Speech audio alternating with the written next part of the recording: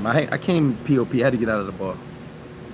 We starting 20 minutes early. Just ride with me. I gotta talk some shit.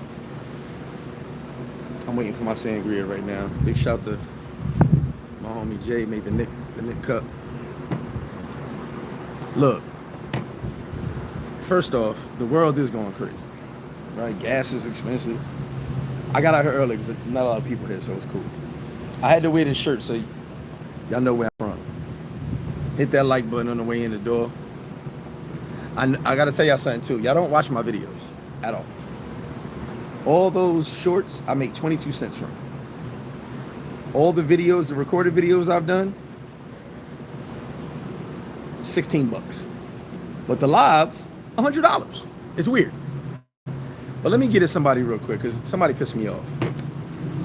So, hold on, let me find the picture, because I want to say this right. That's why I wore this shirt. I want to say this right.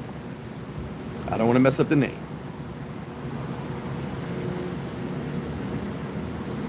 Gucci Elite Bros. Any of y'all know that group? Y'all can get at your man Traced or Trace D for me getting at y'all right now, because this nigga keep hitting me up every 5 minutes talking about his man's in Sosua, they don't like it. I'm like, well, what do you want me to say? Like, what do you want me to do? Then he sends me a screenshot. Sosua's sad, sitting in Bailey's now. It's so sad here. No chicas, 6 or 7 in Bailey's now. Yeah, Bailey's dead now, especially the last time. Fam. No, por aquí. Por favor. Guys, what do you want me to say? You have to come see it for yourself. I can't keep telling y'all Sosua is not dead. Sosua is dead. Whatever you want it to be. But here's the thing. Here's where I kind of agree with those Dominicans that don't like y'all. So they don't like the black guys. Only a small few, but they don't like the brothers. Some of y'all shouldn't be traveling. Some of y'all shouldn't be traveling. Because you want the bum chicks. You want the chicks I wouldn't touch with your penis. That's what you want. And they raggedy. Some of y'all talk about baddies, and I've seen y'all with 5s, 6s. Nothing wrong with 5s and 6s. If you take 2 5s, there, it's a dime. But y'all talk about baddies, and I see y'all with raggedy broads. And then as far as the chicks, where'd they go? Because they bother me every day. I went to my car yesterday, 3 chicks ran up on me at the car. Where'd they go? Go buy your bologna, go buy your cereal, enjoy Sosua. I told you guys I'd be the richest businessman on the North Coast if I gave a fuck. But I don't. I'm not gonna kiss your ass like these other business owners. I'm not gonna sugarcoat my shit. I'm gonna tell it like it is, and I'm gonna speak my truth. And by the way, Gucci Elite Bros, none of y'all got Gucci, and none of y'all elite. I don't even know who's in the group, and I don't give a fuck. But blame me, man, Trace, because he got on my nerves this morning. And I told you, when you mention my business, because his exact words were, if you didn't have a business, you wouldn't be there. When you mention my business, I get disrespectful. And I'm going to tell you why in a minute. None of y'all got Gucci, and none of y'all elite. I'm going to tell you like this. I don't know who y'all are, how many of y'all don't care. This is where I'm from. Just so you understand the type of person I am. I've smashed more chicks than all of y'all combined before I had a passport. So 21 years ago, your entire group hasn't caught up to me yet. 21 years. Think about it. Who the fuck is looking at me? Oh, sorry, the kiddo. I'll be real rude as fuck. 21 years. Think about that. Y'all haven't smashed more chicks than I have 21 years ago. But you're elite.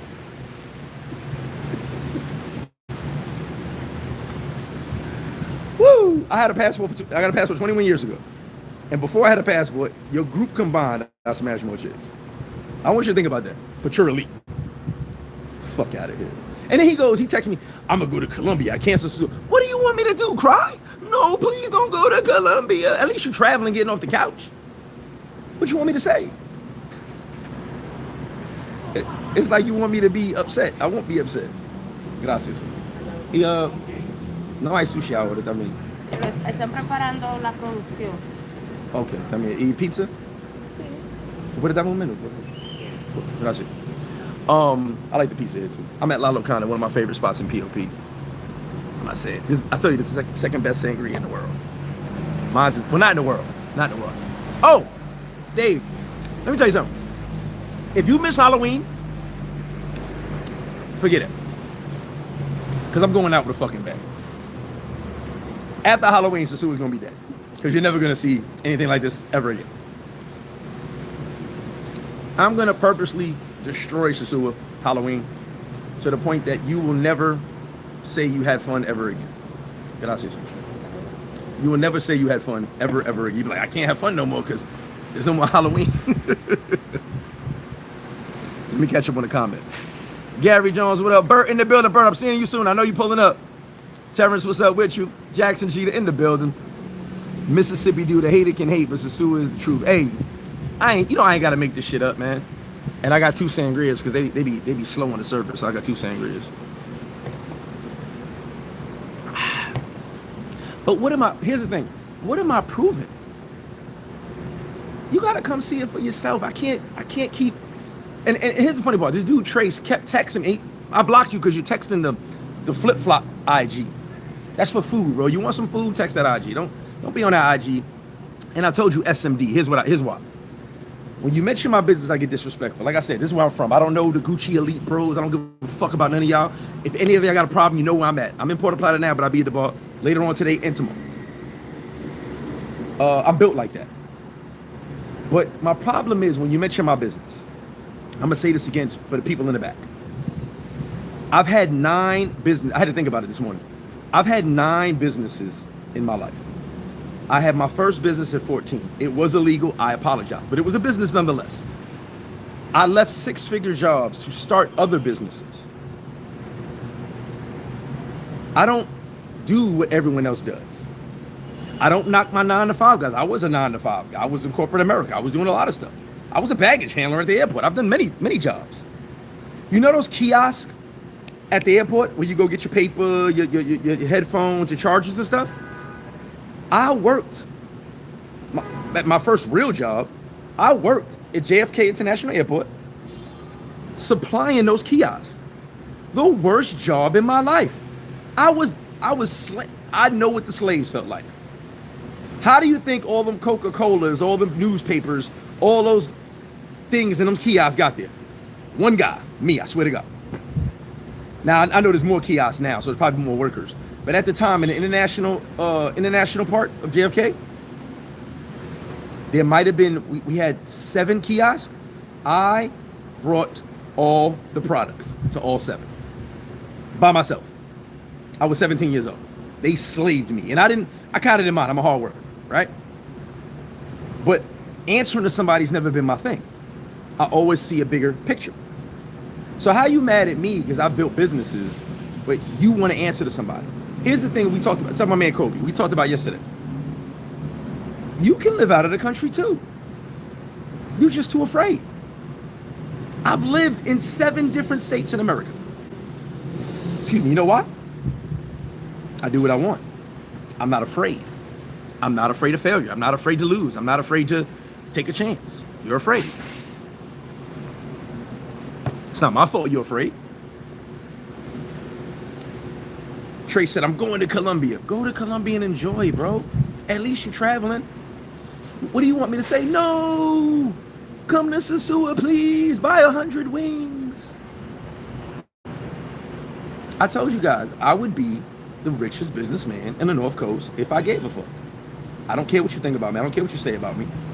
No one's going to ever do nothing to me. This is the pride of Southside. It's the joy of being from where I'm from.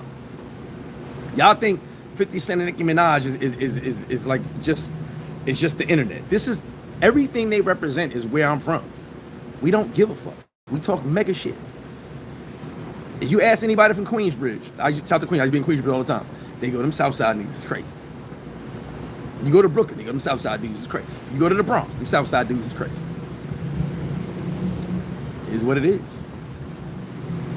But it's like, what do you expect?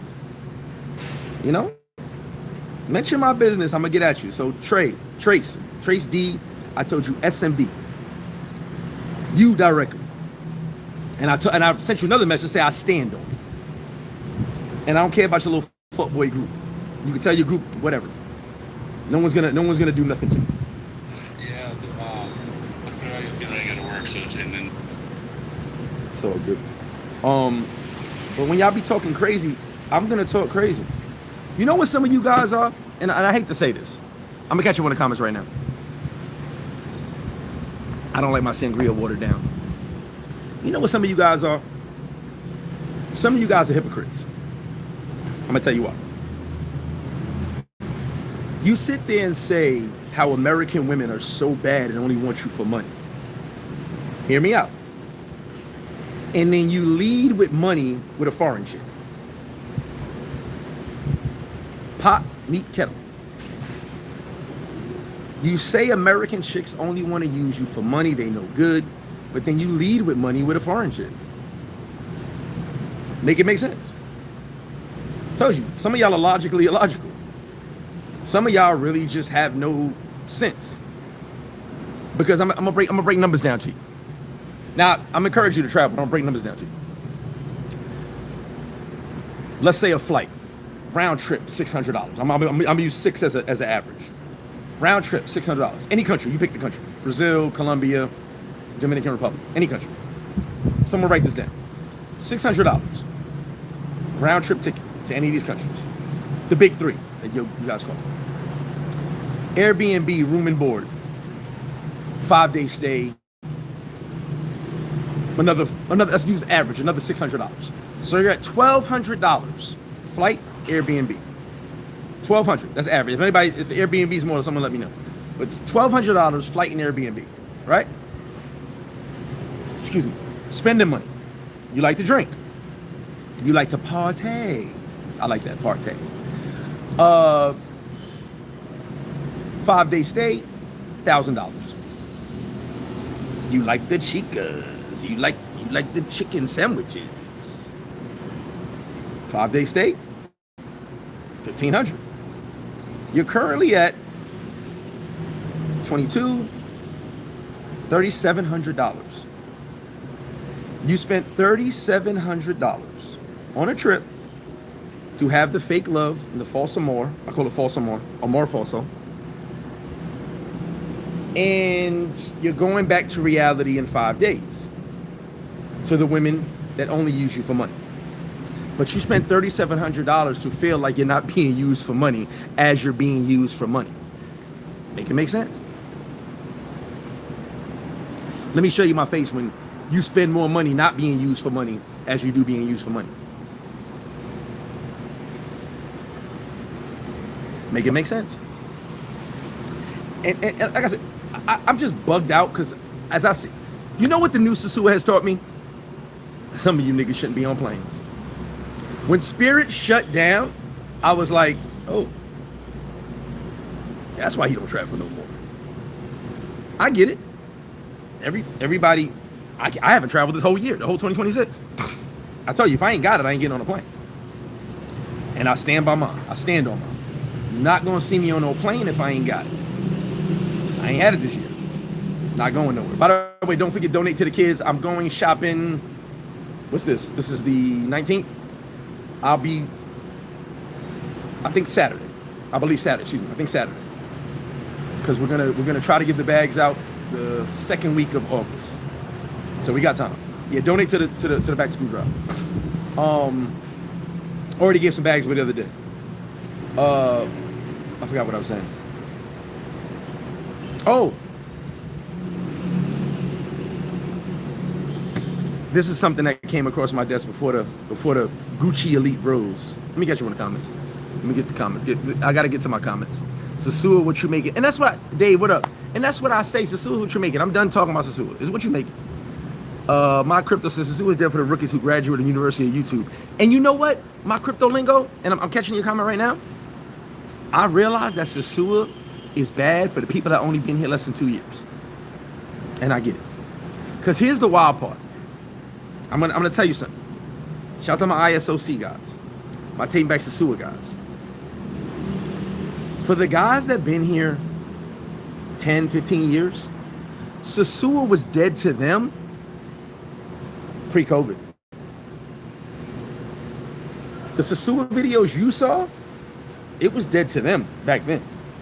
The elite guys, the real elites. Like I said, I know elite fucking travelers.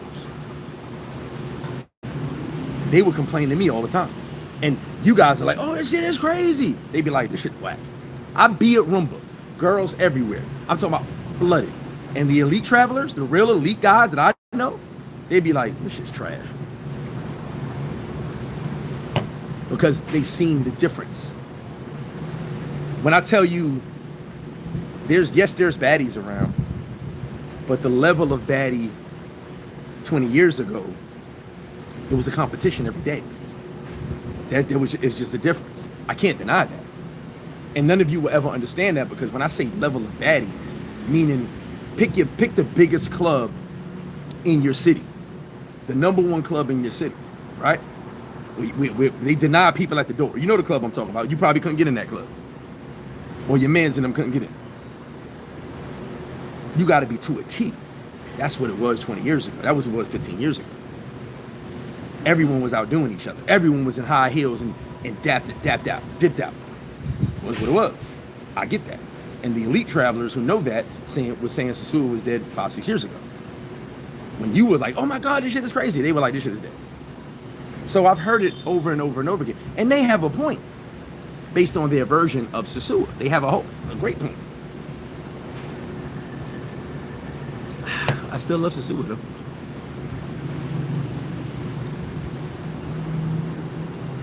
Can't let this one get watered down. So let me catch my comments. Chica gave me a yeast infection a couple of days ago. What the fuck? Tyler, what up? That's my spot you at, Flip. Oh, this is my spot, bro. I'm always here. I didn't go inside because they got I'm doing a live. I don't want to be loud. Steve-O, what's up with you? Big shout out to Steve-O. Halloween 102 days. Hey, listen. If you're not here for Halloween, I feel sorry for your mother. If you know that line, you're old as hell. Hey, Bert, I'll see you soon. Keep in the building, Dave. What up with you, Dave? I don't know what Hung was saying, but Z in the building. St. Louis, I said South Side. South Side's the best side, Dave. You already know. Sophia Felix, my sis, what up with you? Rich, what's up with you? Roddy, what up? Bermuda in the building. Shout out to my people in Bermuda. I see you there, Roddy. And big shout out to Bo Race. He in Sosua right now. I haven't seen him. So I had some personal stuff going on. If you came by the bar, apologies. I had some personal stuff I was handling mentally. And, just dealing with some stuff. So I was in and out the bar. I kind of wasn't there every day. Yesterday, I was there for 13 hours. So if you didn't show up yesterday, shout out to you. But just had some personal stuff I had to deal with. So I took some time just to get myself together. No, hold on. It's not that you're not getting something for the money. Islan, I don't want to mess your name up. It's not that he said no, that's because we're going to get something for that money. I get it, but look how much you spent you got used by the chick you with for money, right? You used her, she used you. But then you complain about being used by American chicks. They want you to pay your rent. They want you to pay their bills. Guess what you just did? You paid rent, you paid bills. You did the same thing. Which is why I don't understand the conversation. I'm not telling you, enjoy yourself. I'm just saying, when you make those comparisons, it don't make sense to me. That's what I'm saying. And I want to give a shout out to this dude online. I forgot his name. Homie went and said, he said, after visiting 19 countries, I could say America is the worst country in the world. So I responded to him and I said, bro, if it wasn't for America, you won't be able to visit those countries. You have an American passport. Do you know people came on the comments and was like, America's not that great, it's terrible. But you wouldn't be able to visit those countries if you were not American. And then let me give you a little push. If you grew up in those countries you visited, you'd be stuck in those countries you visited. You might not be able to read. You'd be living in a wooden shack. You don't know. So I'm American.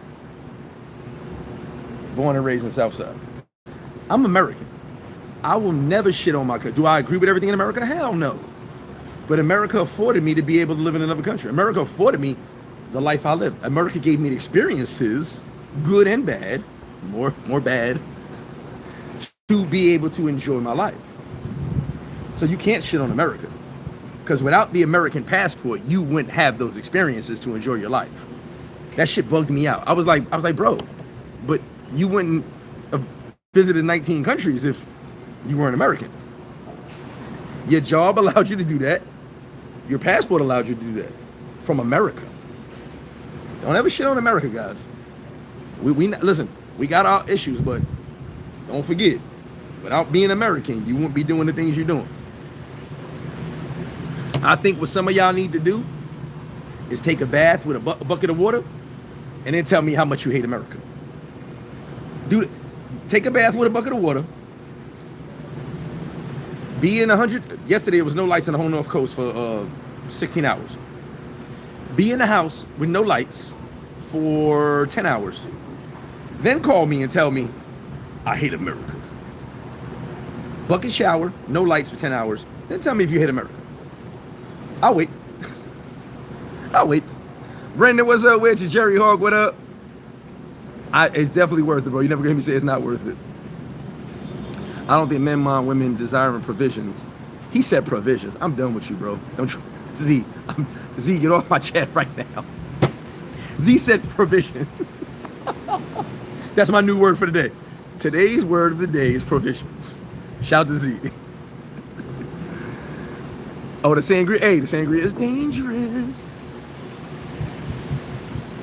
Today's word of the day is provisions, y'all. I'm done with Z forever. If you hate Sosua, you haven't been. I already know. I'm one that likes to do all the spending and still gets depressed. Hey, it is what it is. HR, what up with you, Henry? Mama Flip good. She's actually out of rehab now. She's good. No, actually, I forgot Pizza Hut's behind me. Oh my God. But no, I'm ordering a pizza from Lacana. Is Pizza Hut open? Shit, I would get a Pizza Hut pizza. Are they open? American women want something. I've never had that experience, so I can't attest to that. The American women I dealt with were great. Someone said I've been going too long. I don't know. Here we go. Time for another one. I order 2 at a time because the service is kind of bad. Wayne Chester, what up with you, Wayne? Heads have to be more specific when they say America trash. Like, it would make more sense if heads were saying America is trash for dating. And that's J. Dot, 100%. But and that's my thing. His comment was, after visiting 19 countries, I've realized America's trash. I'm like, what do you mean? You wouldn't have visited 19 countries if you was an American. All right, I'm gonna tell you like this. My American experience, and I'm gonna be very blunt. Cover the kids' ears right now. If you're not built for what I'm about to say, turn the volume down. First time I'm ever tell you this, but I'm about to say some shit. I've experienced America's nightmare. I've experienced America's dream. Both. I've seen the worst of America, meaning the court system, the prison system, the system that we're not supposed to survive, the racism, and I've also seen the best of it. I've been Fortune 500 companies. I've been in corporate America. So at the end of the day, I've seen both sides of America. I have every right to hate that country, but I also know I won't be where I'm at if it wasn't for that country.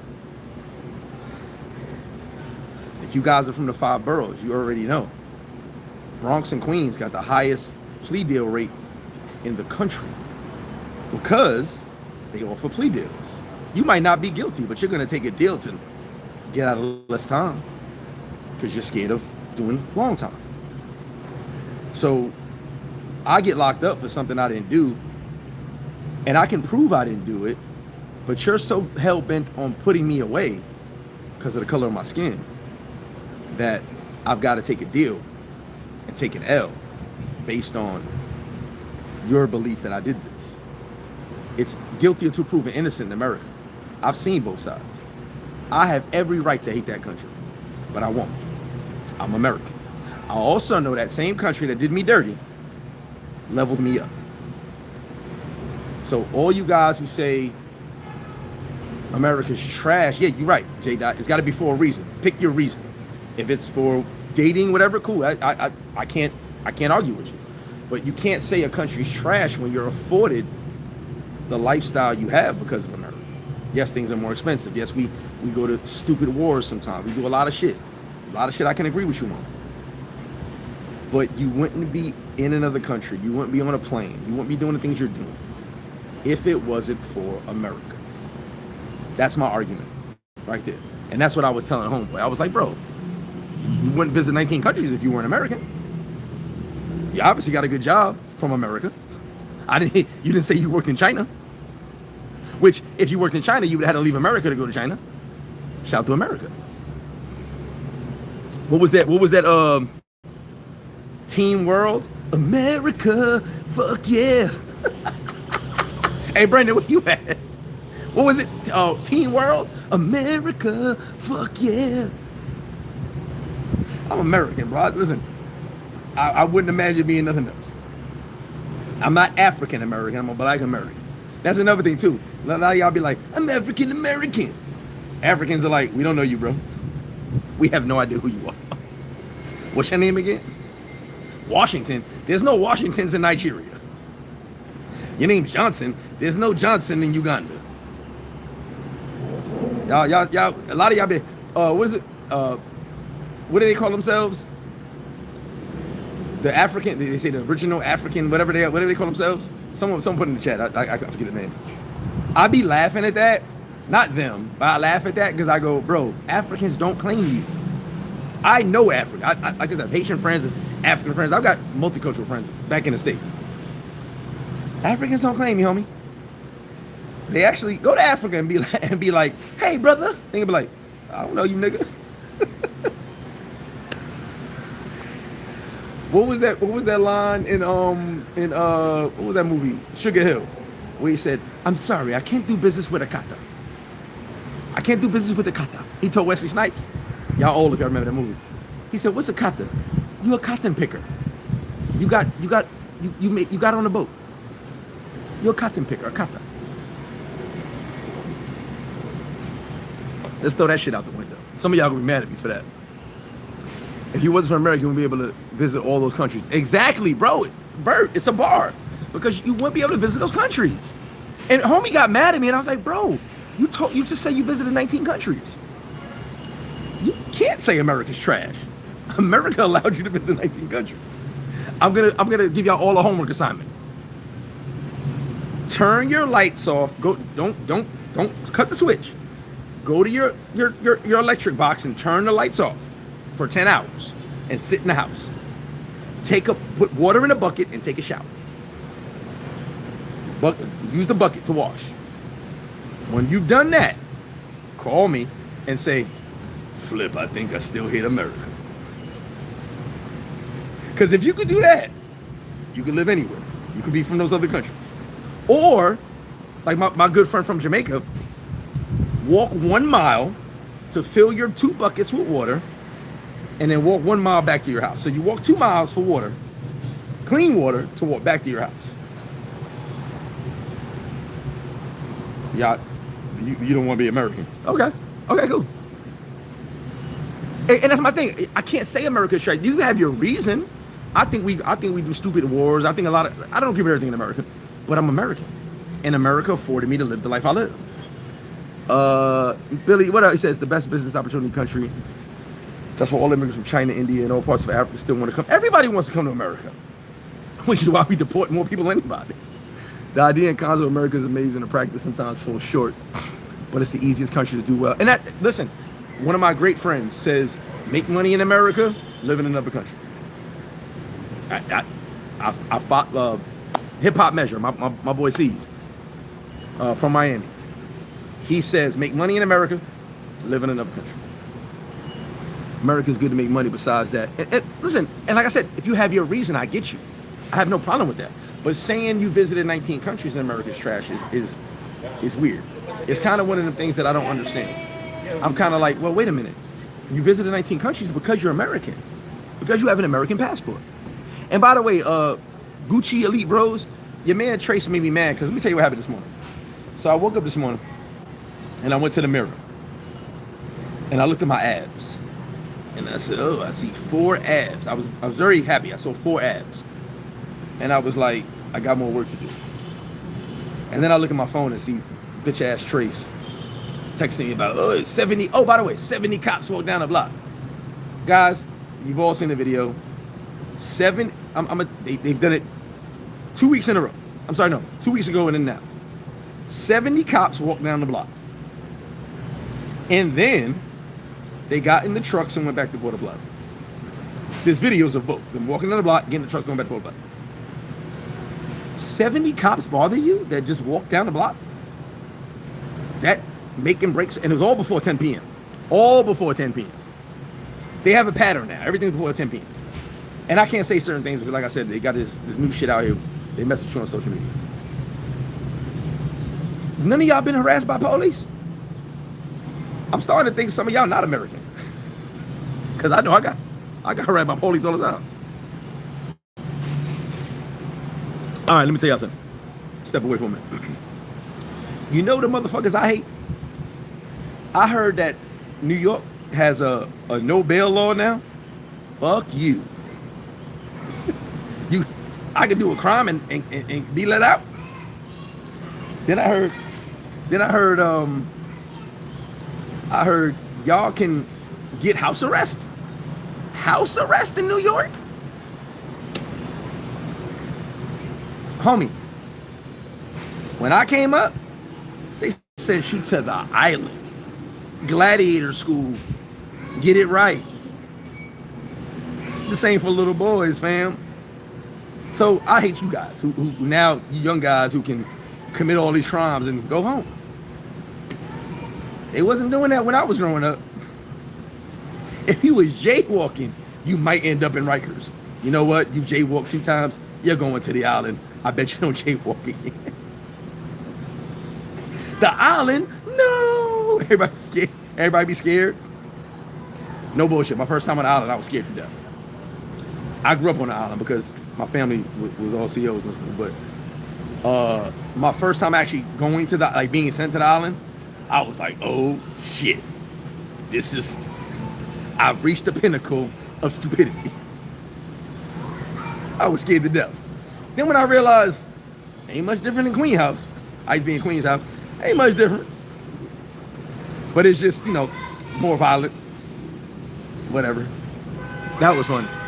That's why I said I experienced both sides of America. The nightmare and the dream. I've lived the dream. I've lived the nightmare. You'll never hear me trash my country. Someone text me. Okay. Big shout out to my man Javon if you watched him right now. Shout out to you, bro. I got another question too. Are y'all still falling? Hold on. Yeah, I'm here, bro. I'm doing a live right now. Are y'all still falling in love? Asking for a friend. So I'm gonna catch one of the comments real quick. Then I'm gonna get to a true story right now. The problem is people in America become jaded, thinking the women is better. But Jehovah, women are women. Do you know I deal with Dominican women that give me more headaches than American women? I had a Venezuelan girlfriend years ago that gave me more headaches than any woman I ever dealt with. There's no, women are women. It's a falsehood. These niggas is lying to you. YouTubers, podcasters, they're lying to you. They mess with prostitutes. Dealing with a woman is difficult. Any woman. Women are emotional. Women don't deal with feelings properly.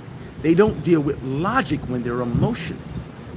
And a lot of us men, you guys, not me, get super emotional too.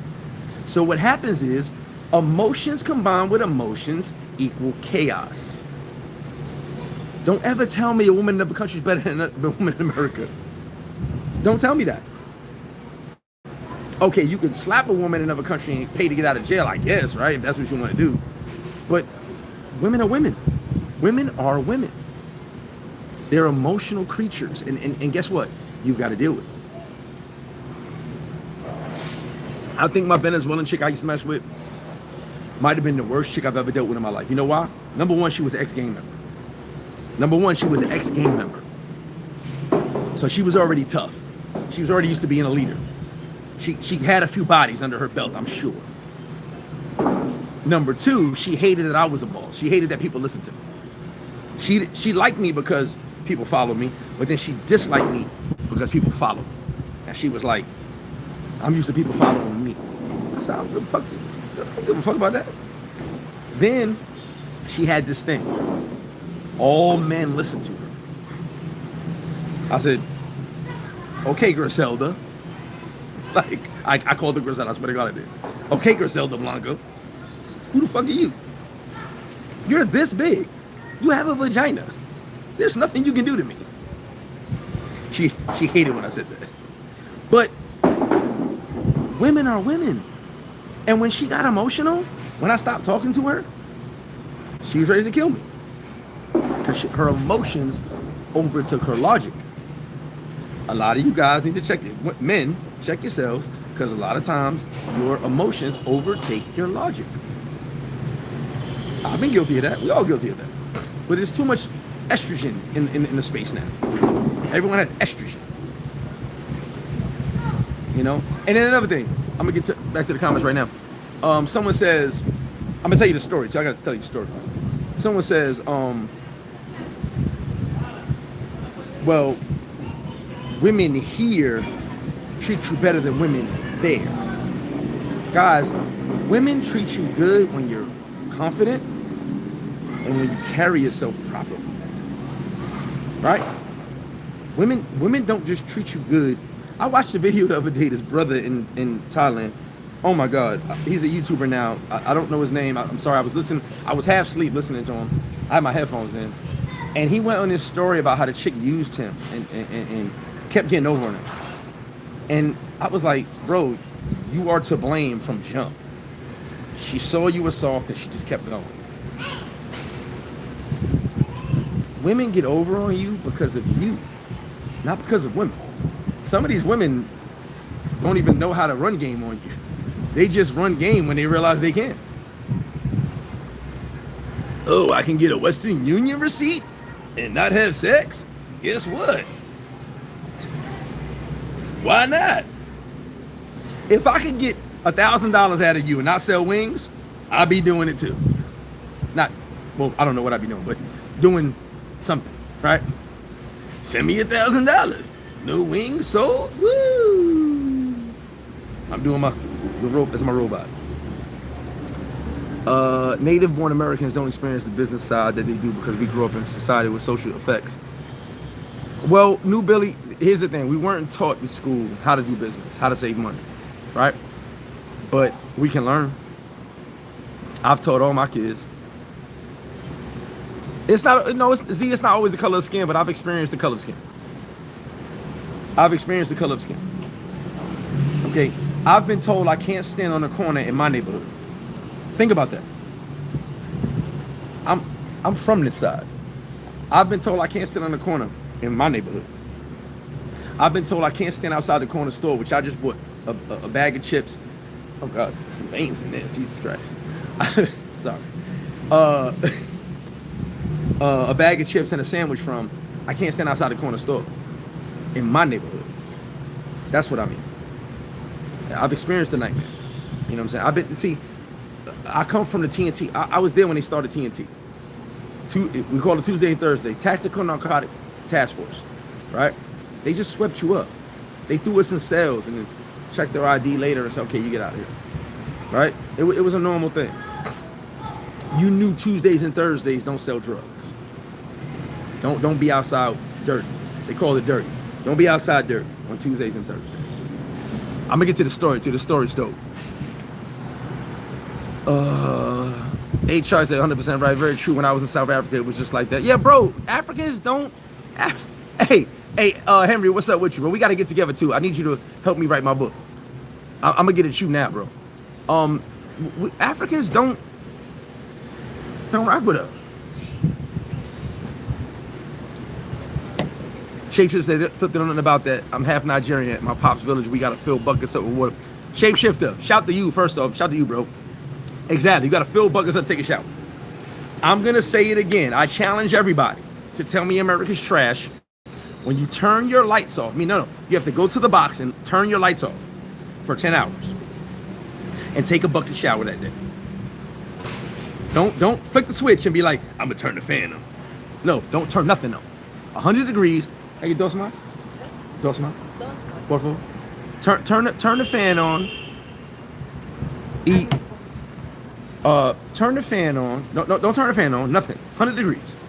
And you sweating to death. And take a shower with a bucket. I feel like they've been doing that in the South for years. J Hove, my family in Macon, Georgia, still has outhouses. I already know. My family in Georgia, Macon, Georgia, still has outhouses. No, free. I'm in POP. Standpipe. I was just debating why exit those still exist in Jamaica. Yes, Douglas. Yes, they still exist. One of my best friends is Jamaican. I haven't seen him in years. Shout out to my bro. He got deported back to Jamaica. One of my best friends used to tell me how when he was in prison in Jamaica, the weakest dude had to fan everybody. You had to stand up and fan everybody. And then he was like, man, he said, I'll tell you one thing. He said, I'm glad I ain't never had to. His brother was a big time gangster. He's like, I'm glad I didn't have to fan nobody. He said, but it reminded me of walking back and forth to my grandmother's house with water, 2 miles. I was like, he was my dude. He's one of my great friends. I actually am trying to get him here, but I haven't spoken to him in a while. I'm thinking he might be locked up again. Oh, Jay Quiet, yeah, it's gonna be a dope. It's gonna be a dope. Yo puedo pedir un pizza, but extra queso, solo eso. Extra queso. Extra queso, solo. Margarita, entonces. Margarita. Sí, pero extra con queso. extra queso, por favor. Ya hay sushi. ¿Hay sushi ahora? Ah, cambia eso. Dame un tuna tartar. No spicy tuna tartar. Sí, por favor. No pizza. Okay. También, gracias. Bro, J Ho, that's all they did was walk down the block and these dudes are scared. My bad. Hold on, what's the name? I gotta go to that. I don't. These dudes are so irrelevant. Let me go back to the picture. The Gucci Elite Bros. That name is so. Who's in that group? Are you in that group? Someone text me if you're in that group. That name is so. The Gucci Elite Bros. Y'all niggas is lame as fuck.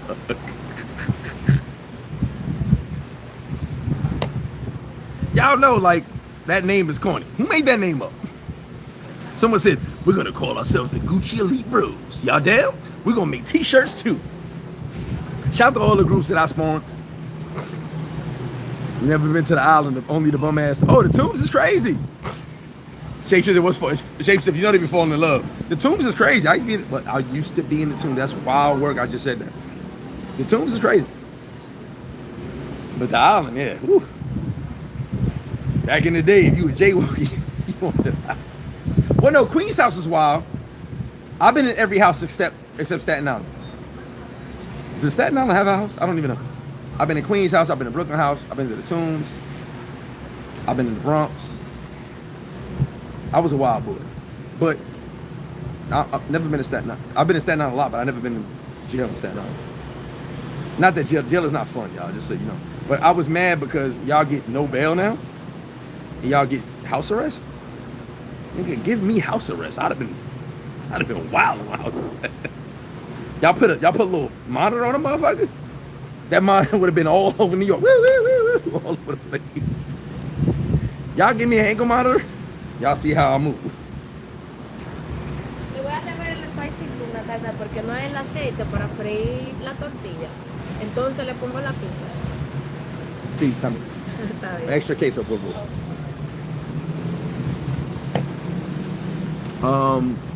Z says, so it's on camera, you're Long Island. Ah, my man Z. Shout to my man Z. Yes, Henry, we gonna talk. I just thought about you just now. Hold on. Felix just texted me. Yo, I'm about to head out to Santiago, heading back home for a few weeks. So appreciate the shout. Yeah, all right, Felix. Get your ass up out of here. Have a safe flight. Don't text me bullshit, bro. And Henry, I'm gonna get at you, real talk, because I think you should write my book. I'm gonna do chapter 1 on here though. I'm probably gonna record it Tuesday. Dope video coming out tomorrow too, night and day. Some Americans will never understand coming to this country and getting free lunch, breakfast, and snacks for school.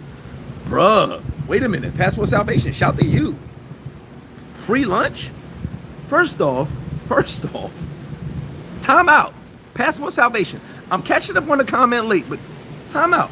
It's 10 minutes. I'm 10 minutes late. Do you know I would fight you for free lunch pizza? Do you know that we had the half ticket, that you had to pay half of the lunch, and then we had the full ticket? I had the full ticket. I was poor. I had the full ticket. But I would gladly pay you for the half ticket if I wanted 2 pizzas. Those nasty ass pizzas and milk they gave at school, that was my nutrition. Then they had the nerve. All right, time out. They had the nerve to put Snapple machines in the New York City public schools, which is wild work. I remember I balked on niggas every day. I was like, oh, y'all gonna go get Snapple, right? Everybody getting Snapple. Meanwhile, Arizona's 99 cents. But I would fight you for a lunchtime pizza. I would. I'd be like, bro, you arm wrestle? Do something. Thumb wrestle? You want to do something? Free lunch?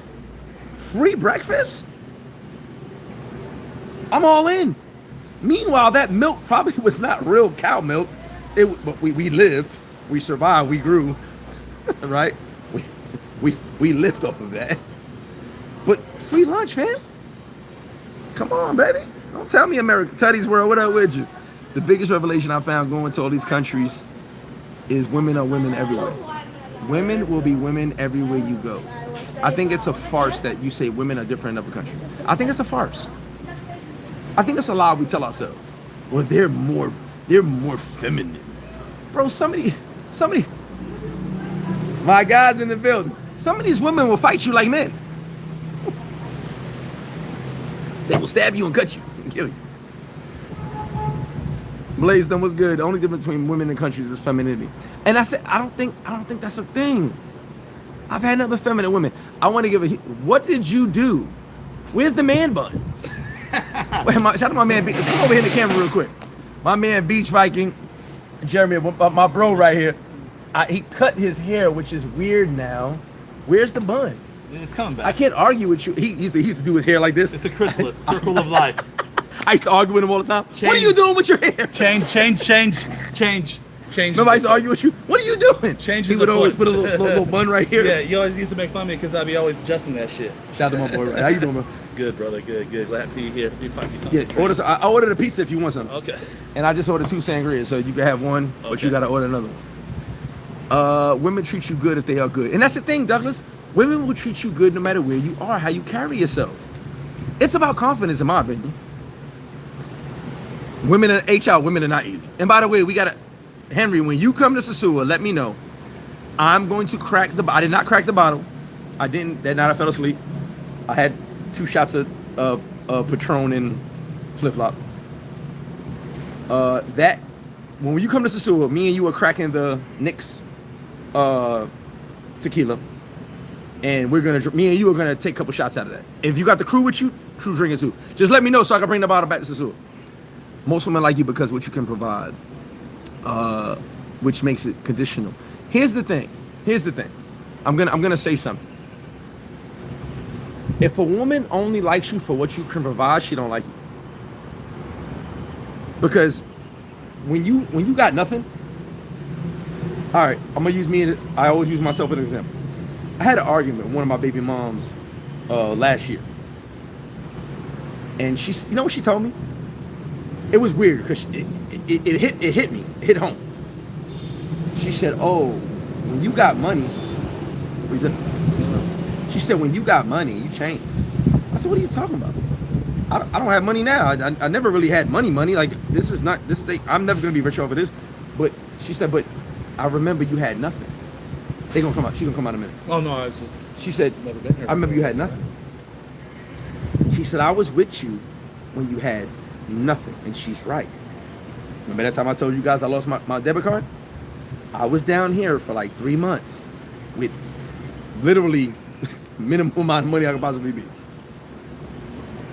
And she said, "I was with you. You had nothing." She said, "Now you have things, and you think you forgot me." I said, nah, I didn't forget you. Like, I'll never forget. I grew up poor, so being the poor mindset is always gonna be in my head. I can't help but have a poor mindset, which is why I understand how people say and do dumb shit when they're poor, because I grew up poor. But when she said it to me, she was like, I was there for everything. And I said, damn, you're right. And she stood right by my side. She's the one that gave me 500 pesos and said, hey, I'm about to cook some spaghetti. Go to the bar, enjoy yourself. Because she knew I could rock off of 500 pesos. Think about it. He said, I've been in love for years. You gonna keep messing with that man? Turn to the other side. So I harass this guy. He's a big motherfucker too, by the way. I harass him all the time. I love this guy, man. Like, this is literally one of my good friends that from day one I've been harassing. Yes or no? Yeah.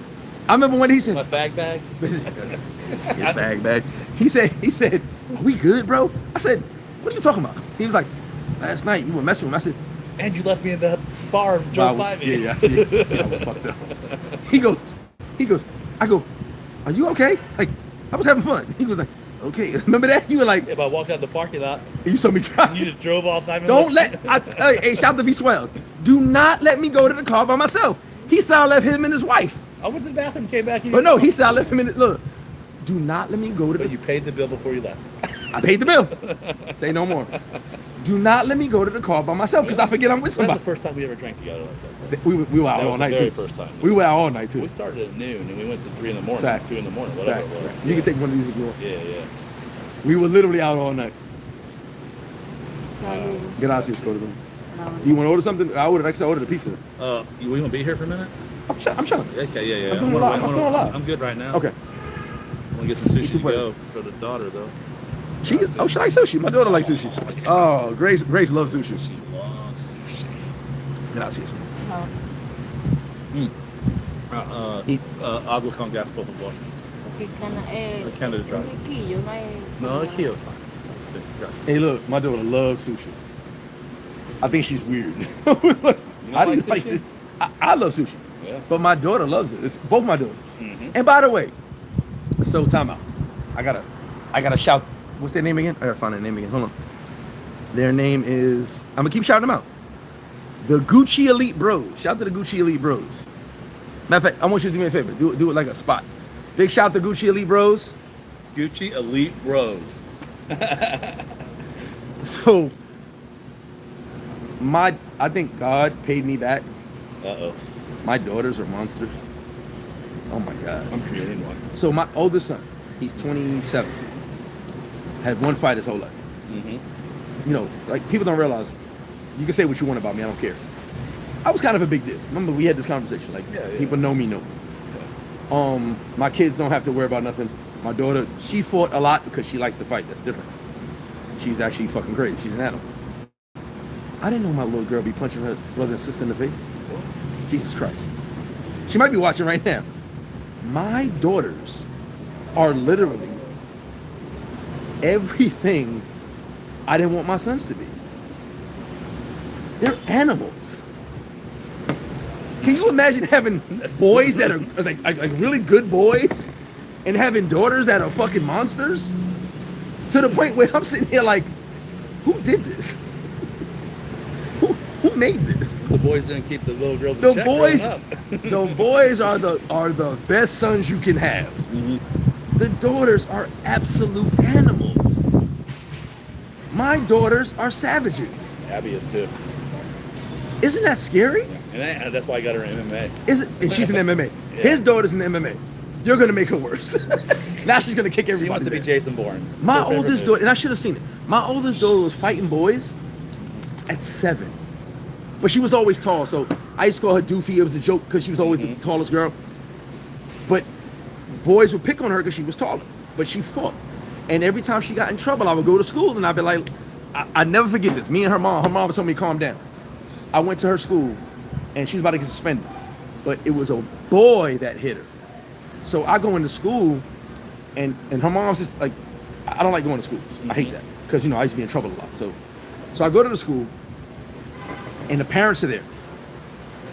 And I say, before anybody says anything, are you gonna tell me that I'm here because my little girl beat their kid up, who's a boy? And I said, are you gonna tell me to my face that my little girl should not defend herself against your son? Now I was big as shit then. Okay, I was about 240 pounds of muscle. And so I conquered the room. I definitely did. But I wanted an answer before we had this conversation. Yeah. And the parents were scared to death. The principal was like, no, that's not what we're saying. We just want to, don't worry about it. Don't worry about it. It's going to blow away. We just want to have a conversation. And I said, a boy hit my daughter. My daughter defended. I told my daughter to fight at a young age. At what point am I wrong? At what point is she wrong? Especially in this country, where but you get what I'm saying, right? The men hit the women all the time in this country. Bruh. They learned that at a young age. She's 7. Yeah. She got hit. She responded. And here's the thing. When she got in trouble, I said, did you kick his ass? She said, yep. I said, that's all I need to know. I don't need to know nothing else. Yeah. And after that meeting, I went and said, because they said, no one's getting suspended, the boy or the girl, or my daughter, no one's getting suspended. And I said, was it on the table? She's a girl. She defended. Everyone said, all the students wrote down, people that, even the teacher, the boy went up and hit her. Because she whipped his ass, it's a bad thing. I taught her to whip his ass. As you should have. No So, question. but also, she didn't stop there. She kept going. Well, he won't do it again. He'll never do that again. He'll never do it He'll again. never touch a woman again in his life. She made her point. He probably turned gay. He won't talk to women ever again. But she actually kept going fighting. She liked to fight. My daughter was on the cover of the New York Post. When they go Fight Club, that was my daughter. I'm not proud of it, but yeah, so you understand what I'm doing. My daughters are animals. And when I found out my little girl, this little girl, Grace, is punching her brother and sister in the face, I asked her, I said, are you crazy? She goes, no. And so nonchalantly, I said, you hit your brother? She goes, yeah. I didn't know what to say. Do I pow? What do I do? Teach the little brother to be tougher. Maybe I need the brother to fight. Like, She tried to toughen him up. What do I do? Because she said, yeah, I hit him. And I was like, okay, there goes the discipline, because I don't know what to say now. She's supposed to lie at least, right? I didn't hit him. She should at least try. Yeah. No, he pushed me. Well, give an excuse. Well, he hit me first. She was like, yeah. At that point, I was lost. All parenting went out the window. I didn't know what to do. I was stuck. But she's being honest with you. Super honest. She doesn't lie to me at all. Yeah. She tells me everything, which is weird, because I don't want to know things about her mom and shit like that, which is weird. She actually says everything. She said, I was here at this time with my, I go, yeah, I didn't want to know none of that. Thank you. Too much. But and she'll never lie to me. She's just that type of person. That's good. But don't punch your brother in the face. How old is he? She's about to be 7. How old is he? He's 10. Yeah. And he's not gonna hit her because he's afraid of me. But I'm looking at him like, hit her back. That's what I'm saying. Hit her back. Teacher, there's consequences. I'm looking at him. Hit her back, bro. You're bugging. She's got to learn there's consequences at some point. Because if she's gonna stop beating up men, we've got a fucking problem. Yeah. Or Where that cat come from? she's gonna hit the wrong dude and it's gonna be real bad trouble. Well, Then you have to get involved. I told you my oldest daughter called me one day. Yeah. Oh, I told you guys. Yeah, you told me about and I'm gonna that. get to the chat right now. My oldest daughter called me, and I thought it was the funniest thing because the dude was actually standing there. She said, "Daddy, psst, I don't like you, cat." She said, "What would you do if a man put his hands on me?" I said, "Baby girl," and that's exactly how I said it to her. And she might be watching. I said, "Ain't nobody putting their hands on you, so I ain't got to worry about that." She goes, "Ha ha ha! I knew you would say that." I said, "Why'd you ask me that question?" She goes, "Cause this dude's standing here next to me. I need him to fucking know I'll beat the shit out of him." And I was like, "Oh, yeah, sorry. I know nobody's gonna hit my daughter. My daughter can fight." And I was like this. I'm like, "You're literally right there next to him now." She's like, "He's reading your messages." She's an animal. But I think, like, I've been through a lot. And I've done a lot to women. Shout out to all the women. I apologize from the bottom of my heart. I think God put my daughters here to pay men back for everything sorry guys, for everything I ever did. Yeah. Because Jesus Christ, dealing with my daughters would be the worst thing you want to do. You know, it's turning though, man. Like men are becoming weaker. Men are weak. There's no testosterone. Yeah.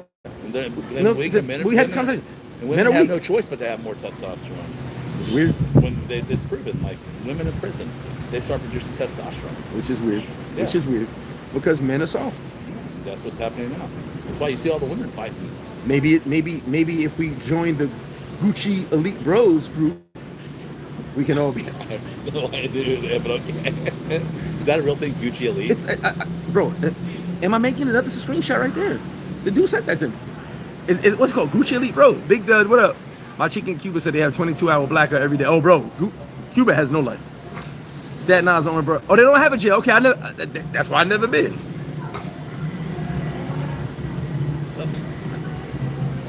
It's called Gucci Elite Bros. I swear to God. I didn't make this. Wait, time out. What does that say, y'all? Gucci Elite Bros. I didn't make it up. Shout out to you guys who don't get no vagina. Oh, wait, where's the little one at? I left her with her aunt at the beach. She's good? Yeah, Okay. yeah. I got a couple of hours. No, I just hit you because I said Yeah. this was last minute, super last minute, Bro, and I wanted to do the live This here. is the one time in 1 year you hit me up coming over here. Well, I no, got- I you know got what to take happened was, advantage. all right, you know what happened? I canceled the live because I didn't feel like going to Sosua. I tell you, I've been doing some stuff. I just wanted to be away from Sosua. And last minute, I said, I'm coming here. Get me a couple of sangrias and some pizza. Good call. I text you. I text Felix. Cortez got a bar. It's called 7-Eleven over here. Straight down the block. Okay. I'm going to go to Cortez by like 2 o'clock, whatever. He opens at 2. But I said, let me hit you up. I said, this was super last minute, though. It was good timing. And I was just more like, if you're around, come through. If not, another time. Sundays is good. I didn't plan this. I just like, let me do it. Because I said I want to do the live because I need some money. I'm broke. And I make more money off lives anyway. You know I paid for sangria today? At the time, guess who was part of owner of the Snapper company? Yeah, Gilbert. Remember? See, I'm not lying. Hey, Sophia, you tell moms much love from me to her. Visionary G, you stay in DR long term. Oh yeah, I'm here, bro. Do you see yourself going anywhere else? You travel the world for business, but you see what's going on? This is my home base. This is home, man. I mean, for me, I still I got travel a the world. 7-year-old little girl right here right now, man. And that's what I say. You're here. I'm here. Yeah. My youngest kids are here. I'll pop around. I'm going to Turkey next week, 2 weeks from now. Let's go somewhere else. But I mean, this is home. That's what I mean. Here, you know, This is home. Yeah. I love it here. I wouldn't change it for the world. We still got to go other places, right? See other things. Madagascar. We gotta go to Madagascar. Bro, why was someone talking about Madagascar yesterday at the bar? I don't know. I swear to God, someone told me Madagascar is crazy. Yeah. Yeah. Any of y'all been to Madagascar? I swear to God, dudes at the bar saying, because he goes to Uganda and Kenya all the time. And he was like, Madagascar's off the hook. He's like, but it's a quiet off the hook. Like, everybody don't know about it. Yeah. Yeah. So you've been- Nose Bay. I haven't been there. The girl I dated right before I moved down here last year, she's from Madagascar. I just checked out her Facebook feed, and I was like, How long you gonna be in Turkey? I'm just a business, 5 days, in and out. I was there 3. Can I go? 5 weeks. Can I go with you on the assassination missions one day? You want to go to Turkey? I can spot you. You want to go to Turkey in 2 weeks? I can spot you. Seriously. I could be your like sniper spotter. I'm gonna get it all wrong. That's what they call it, is a I'm spotter. gonna get it all wrong. I'm gonna mess up all the numbers. 25 degrees. I'm gonna lie. I'm gonna lie to you about everything. But I'll be there. But if you want to go to Turkey, go. I'll belong, man. It's okay. You can actually help me with a couple things. Shit. I go. The problem is they don't have turkey in Turkey. They have doner kebab. Yeah, doner. The food in Turkish. I love that. Turkish food is amazing. Halal food is amazing. Yeah. Sorry. No, but this is like a different. It's the level. real halal foods. Halal, but they cook it like soul See, food. Turkey and it's another country. Lebanon is another one. Is it Lebanon? Yeah, Lebanon has The halal food. Yeah. That's where that's where it started, originated. Yeah, Lebanon specifically. And the kebab and all that. That's where it started. Lebanese It's food fucking is ridiculous. off the hook. Yeah. There's a dope Lebanese restaurant in Brazil. Me and my boy, ex-NBA player went there. I forgot. Shout out my man Mo. We went there, spicy as fuck, but oh my god, when I tell you delicious food, like I like spicy food, so for me it was nothing. But the menu was weird. I didn't understand the menu at all. Like it was weird with the combinations. Yeah. But then when the food came, I had to order 2 things to go. I was like, let me get this to go. Like I want another order of this, another order of this. Out of this fucking world. Yep. Because I had never sat in a Lebanese restaurant before. I'm not gonna lie about that. Never You did. like goat, you like lamb, Bro, and stuff like that. delicious. They did zucchini with a special hot sauce. They did lamb with a special, like everything had a special sauce to it. All the sauce, tzatziki sauce, and you got the cucumber sauce, everything. Man. One of my greatest dining, you know I'm a foodie, so one of my greatest dining experiences ever. If you guys can get a chance to go to a Lebanese restaurant, definitely try it out. I used to buy people free lunch tickets. Yes. Hey, H, do me a favor. 8th and Road Media. H, if you in the chat still, post the link to your book. I'm gonna be in his next book, and he's going to write my book. I'm gonna do chapter 1 on the live, not on the live, on a video. I'm gonna record it probably Tuesday or Wednesday. But he's gonna do my book. Why not get a guy who writes books to write my book? And I love his book. I haven't read the whole thing yet because I have ADHD, I guess, because I'm old now. But I need some Adderall. Anybody got Adderall? Send it to me. Bro, I can't focus anymore. Look, brother, how you doing? How you doing? I can read off my phone, but when I read a book, I fall asleep. Like if the book's on my phone, I can read the whole thing. The blue light keeping you on. Or if there's the audio books, I can I've read 50's first 2 books, audio book. And I had in my head, because you can fall asleep and still Do you need glasses? get everything. I do need glasses. Yes, I've needed glasses for 30 years, but I don't like too hard to read. I don't like nothing on my eyes. Yeah, But I used to read all the time. Yeah, well, but your eyesight changed. You stopped reading. Oh, my dad got mad when I didn't. Because your eyes get tired. My dad got mad when I didn't wear the glasses he bought me. He got mad. As Yeah, you fuck. need glasses because your I eyes said- get fatigued and you're falling I asleep. said, you wear them. Yeah. Only time I ever talked back to my dad. That don't get beat up. I didn't want to, because first off, it hurt the bridge of my nose. And I used to laugh at everybody with glasses. Shout to you guys with glasses. My bad. I apologize. My eyes stopped working all of a sudden. Because see, karma. Karma has no date. I was laughing at guys with glasses, then I need glasses. Oops. I did it again. I used to make fun of old people. Now you're Now old. Don't talk about chicken nuggets. Oh, chicken nuggets. Grilled cheese sandwich. Oh, man. See, I know who had the free lunch and who didn't. B-Mac, what up? Rashad said, Flip, you the OG. What's your advice to everyday men that want to live the flip life that in the work for FedEx? Shout out to you, work for FedEx. Shout out to you, bro. Honestly, you can do it. Manage your funds. There's a lot of guys who live here. You know this. Manage your funds from the day you arrive. Yeah, no. Manage your funds before you arrive. Before you arrive. Be in that habit. So when you get here, you manage it better. Because I always go below your budget, in my opinion. I hit my 1 year mark 2 weeks ago. Shout to Jeremy Beach Viking 1 year. Full time. And I made a mistake for the first 6 months. Saying, I'm just gonna relax, have fun, take it back. But sometimes you gotta spend the money. Sometimes you gotta spend the money. When I look back on that 6 months, how much I spent? Holy Well, fuck. time out. All right, so he blew some money. But sometimes you gotta blow the money to understand how you gotta save the money. But I could afford to do that. Jeremy, you did the experience. Yeah. But some people, They don't have it. they have to recognize where they're at. Yeah. All right. And what they you made have to have self-awareness. So he made a great point. But here's the thing. I feel we're all gonna do that. I've done it. Yeah. So he blew some money. And you had it to blow. Yeah. But you still blew money. You still Enough to blew where I said through money. I shouldn't have done that. Yeah. But then you learned, Mm-hmm. hey, let me understand how I gotta spend it. Yeah. Some guys don't have it. You're right. To blow when they blow through it, it goes, oh shit. Yeah. In my opinion, you have to blow the money in order to understand them. Because everything seems cheap, That's a learning curve too. and that's You figure out how to learn. what I'm trying to tell you. Yeah. The experience is how you learn how to spend money now. Yeah. Yes, you're going to blow, guys. We all blow money. Can I tell you something?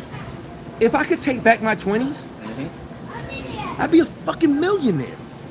Take back my 30s. I'm sorry, the kids understand American curses. First off, I had 6 cars one time, 11 cars. Why the? You know what I say now? Why the fuck does Floyd Mayweather have 50 cars? I had 11 cars. Now, none of my cars cost more than $21,000. That was by choice. But here's my thing. Why did I need that? I didn't. Now, these Jordans on my feet are the most expensive thing I have in my life. I got into Jordans later on in life, shout out to my man B, because I wanted something that I could never afford when I was young. I never got into Jordans at a young age. I was in a New Balance. I had Pradas and shit, so Jordans was never my thing. I got into Jordans. I said, you know what? All the Jordans I wanted, and I almost have all of them, I'm gonna buy. This year, 3 Bugs Bunnies come out, Santa Claus comes out, I'm getting them. But it's because I couldn't afford them when I was a kid, right? Not because I care about Jordans, but it was something I said to myself, I gotta have. Like, I told you guys the Finger Hut book. You keep looking behind me, which is weird. You said the Finger Hut. I thought you were talking about pizza. No, is Pizza Hut open? Yeah. The Finger Hut magazine. The dudes keep staring at us in the window. Yeah, it's cool. I think he's good. Finger Hut, I would point the stuff in the Finger Hut and want it. Everything I ever wanted from Finger Hut, I bought. You know that? I swear to God, there's some of the boxes I never opened. You know why? Because I was a fucking kid. Yeah. And my mindset was still the poor kid that couldn't afford anything. So I just bought it. I've got sleeping bags and shit sitting in boxes right now. Because of the Finger Hut magazine. When you grow up poor, you always wish for shit. Like, remember back in the day, my car. That's why I had 11 cars. That's why one time I had 6 cars and 11 cars. My car. I bought every single car except the ones that were expensive, but I drove every single car. I drove Porsches. I drove Benzes. I drove Maybachs. Not Maybach, excuse me. McLaren? Bentleys. Excuse me. Not Maybach. I didn't drive Maybach. Maybachs weren't around when I was in New York. But I've driven every car possible. People gave me Jaguars, the S-Type. I always tell that story. I almost got in a huge accident in the S-Type. Racing a fucking Acura. I never forget the lady's face. I still see it to this day when she crashed. Her Hyundai was doing this. And I was like, oh shit, she's about to die. Oh no. And I sped up. But I've driven every car. But at the end of the day, it was like, the money I wasted, why did I have so many cars? For what? To say you had them. No, I was actually afraid of people knowing what I was driving. Because people didn't like me. But also, to say I did it, yeah, you're right, to a point, right? Because you know, when you kind of start doing things when you get money. Gracias, brother. You kind of just start doing things when you get money. That's extra cheese. That's it. Ese margarita. Take this one. Thanks. You just start doing things when you got money and you shouldn't. The Southside bloodline, you already know. I said if you own properties in America, you won't be defending America after you have. Oh, taxes is expensive, bro.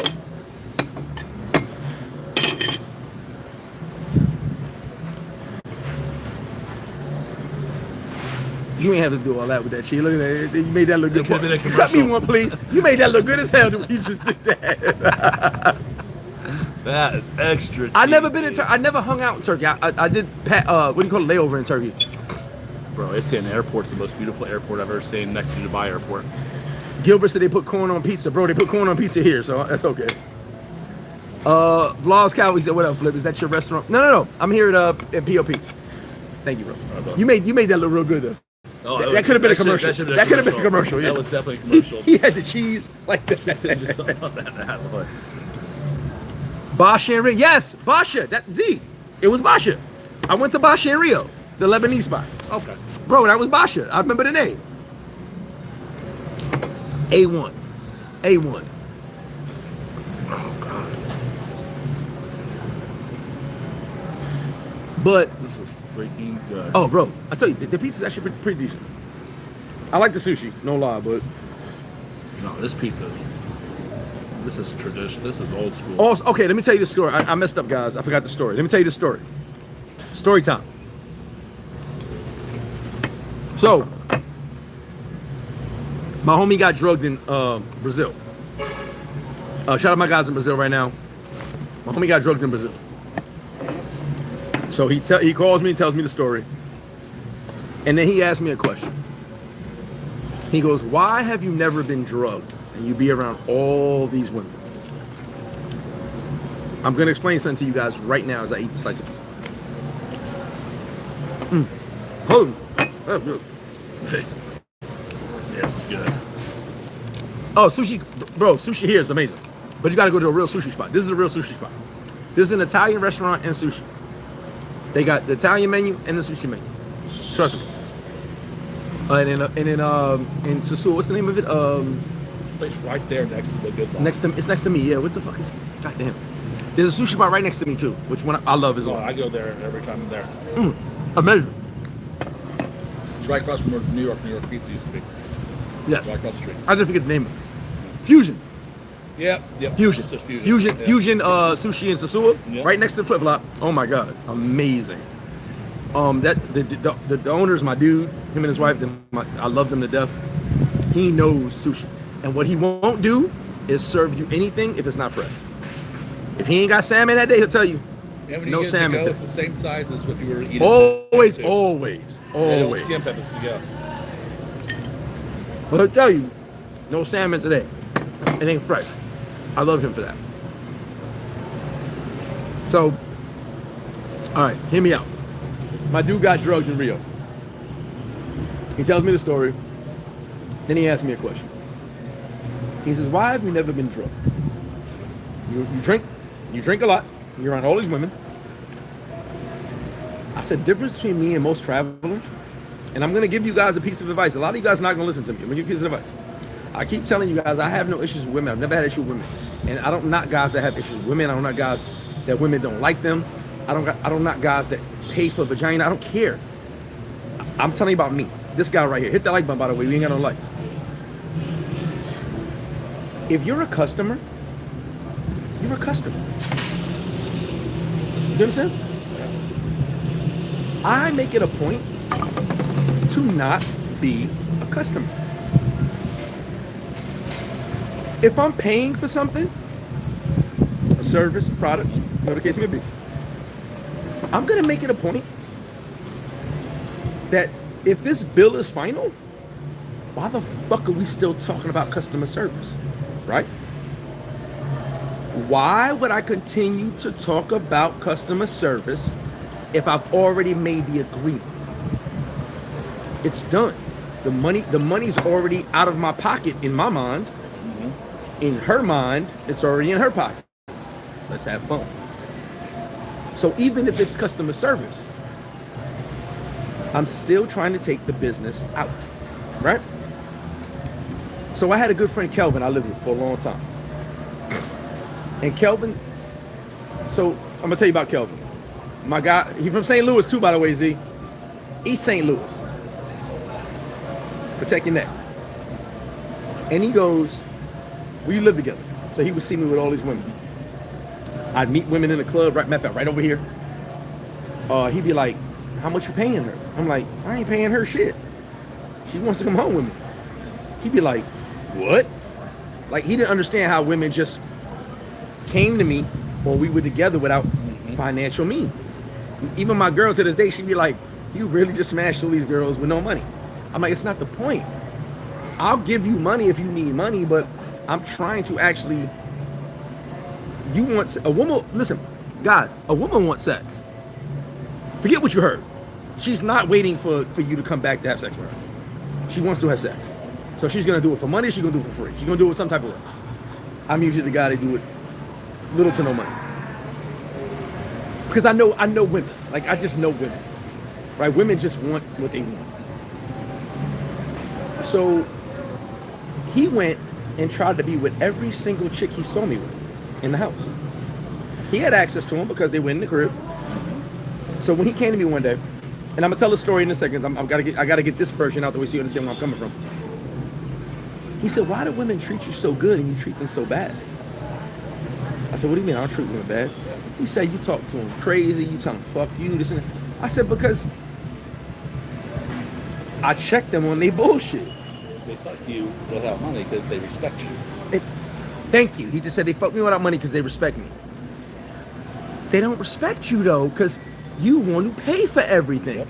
You want, and my man Calvin is my boy, but he's the guy I always talk about that he wants a woman to need him for his money. He wants to have, that's his control. My control is, look, I ain't got a lot of money, so I got to blow your back out. I just got a whole lot of money to be giving everybody. But then he goes, they cook for you, they clean for you, they do everything for you. And you talk to him crazy. I said, no, I talk to him like a man. You want to make them happy. And you still give, like, you're trying to impress them. I'm not. He was putting in status, look at you with the Moto Concho and I got all this money. Why are you trying to impress them? They don't care. Because guess what? The Moto Concho that you're talking shit about can get them to point A to point B that fast. So you're talking shit about the guy that's going to make sure they're happy. And probably kisses them on the neck and makes them feel special. So my man goes, why you never been drugged? When you see me in a club with a woman, and some of you guys have seen me, I always got a bad. I want to get to know the person, right? And then here's one of the biggest flexes I have. I can go home alone. A lot of you motherfuckers be scared to go home alone. I can go home by myself.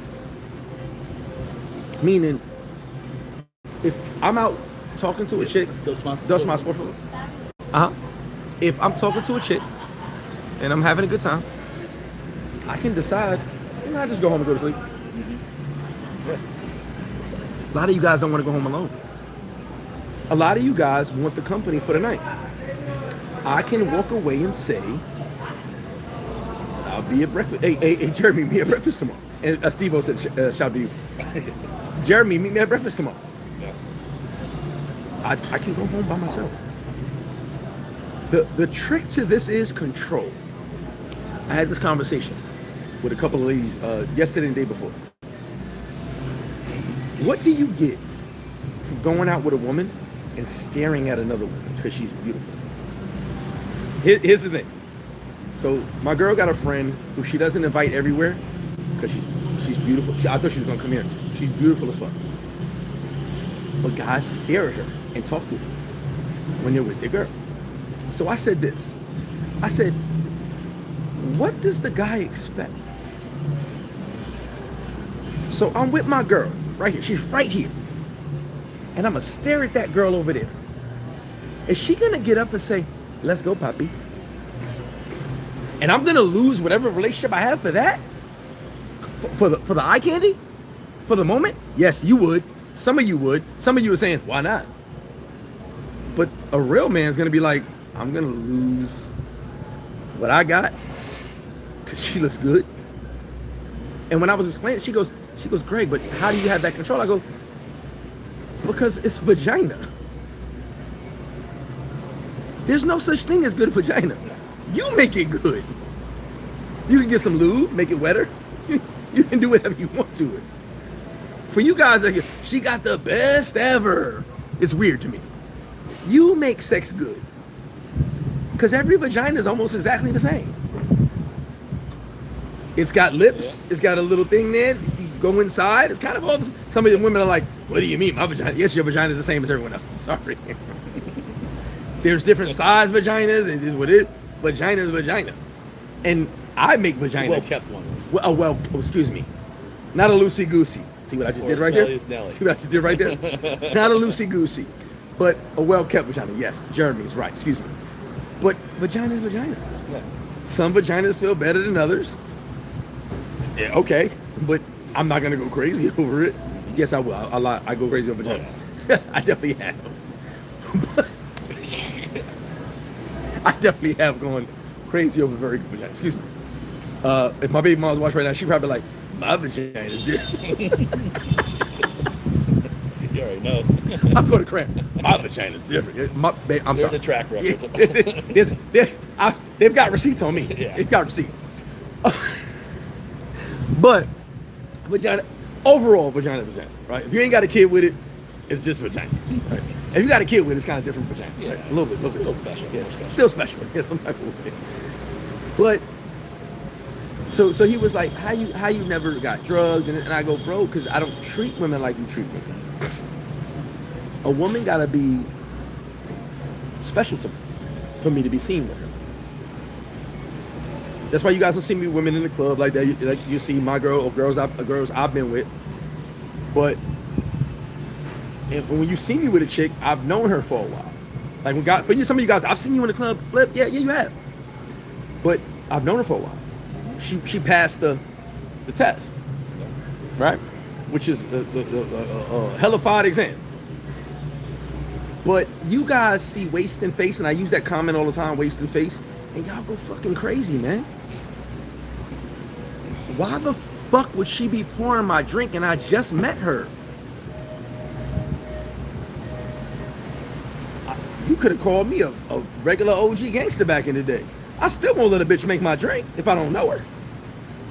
I'm not that tough. You can make my drink, I don't give a fuck. Who's that tough? You be tough and dead. Like, it's stupid. So why I've never been drugged? Because I don't let them. Listen, I told you guys, if I gotta take my drink to the bathroom, which is the dirtiest place in the world to be, you guys don't realize. First off, when you flush the toilet, close the top. I don't know if everybody knows that. It fucking goes up, which is weird. A lot of you guys don't even know how shit works. I don't want to get scientific on that. But the bathroom's the dirtiest place to be. I'll take my drink to the bathroom before I tell my drunk friend to wash my drink. I'll watch it. No, if I got somebody to trust, yeah, because I know you're gonna watch it. Hold it right here. But if I say wash my drink and I realize homie's not on point, and I come back and he done turned his back for 2 seconds, I pour the whole drink out. I poured whole alcohol out. And look, and people go, why'd you do that? I could buy another drink. Like, it's okay. I don't know what's in there. But being from New York, though, I have a handicap. They try to drug you in the bars in New York. When Cardi B told people she drugged people, they got mad at her. Bro, she was a stripper. I've did security for strippers. I've been around mad strippers. Strippers try to drug you. Bartenders try. Listen, I grabbed a bartender twice. In the hood, one in the hood bar, one in a strip club bar. It was a new bartender. So I had to let him know. I'm so-and-so. Fuck with my drink, we got a problem. You won't make it out of here tonight. I've been drugged twice. I've never been drugged. But not, they weren't trying to rob me. They were just trying to get me to loosen up to spend more money. I'm not. I don't react well. I've never been drugged. But because I'm leery of that already. Romania. Bro, where I'm from, they'll drug you. All right. Anybody saw Belly? Some of you guys are old. You probably seen Belly. Remember when Method Man was drinking his drink with old boy in Nebraska? Yeah. Are you there? Listen, and he started getting woozy, and he realizes they drugged him. Mm-hmm. That was like a common thing in New York. I could literally be sitting at a bar and look over at you, and all of a sudden you're doing this, and I go, got him. You understand what I'm saying? Yeah. But both times I got drugged, well, I realized that what happened immediately. Some people realize it fast. Immediately. I was like, this is my first beer, and what? Nah. But you know what some people do? They go, maybe I had just too much, I'll be okay. That's when you didn't deny it. This first Heineken, I'm like, oh, no. And then some people start drinking more because they're in denial that they've been drugged.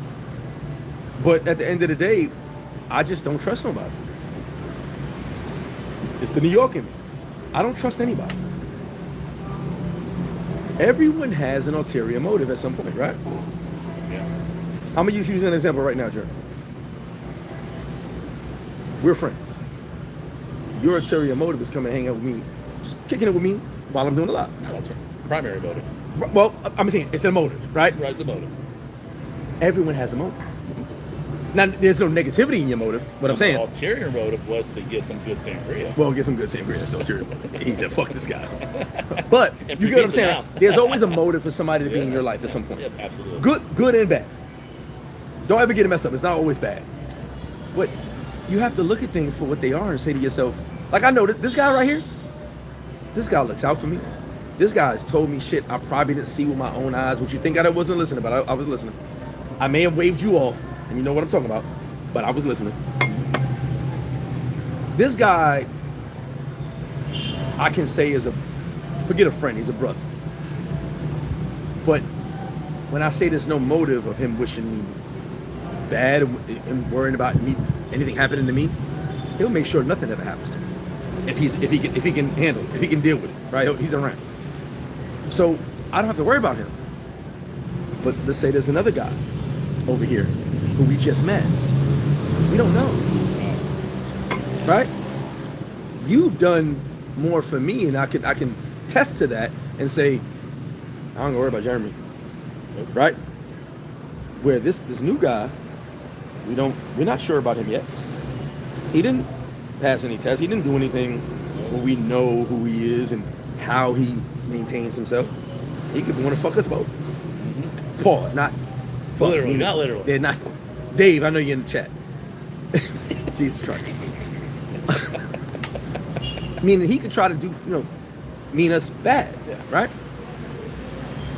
But I think a lot of people don't realize, like, when people, first, I'm a great traveler. Steve-O, if you're in the chat, you already know. I know how to travel.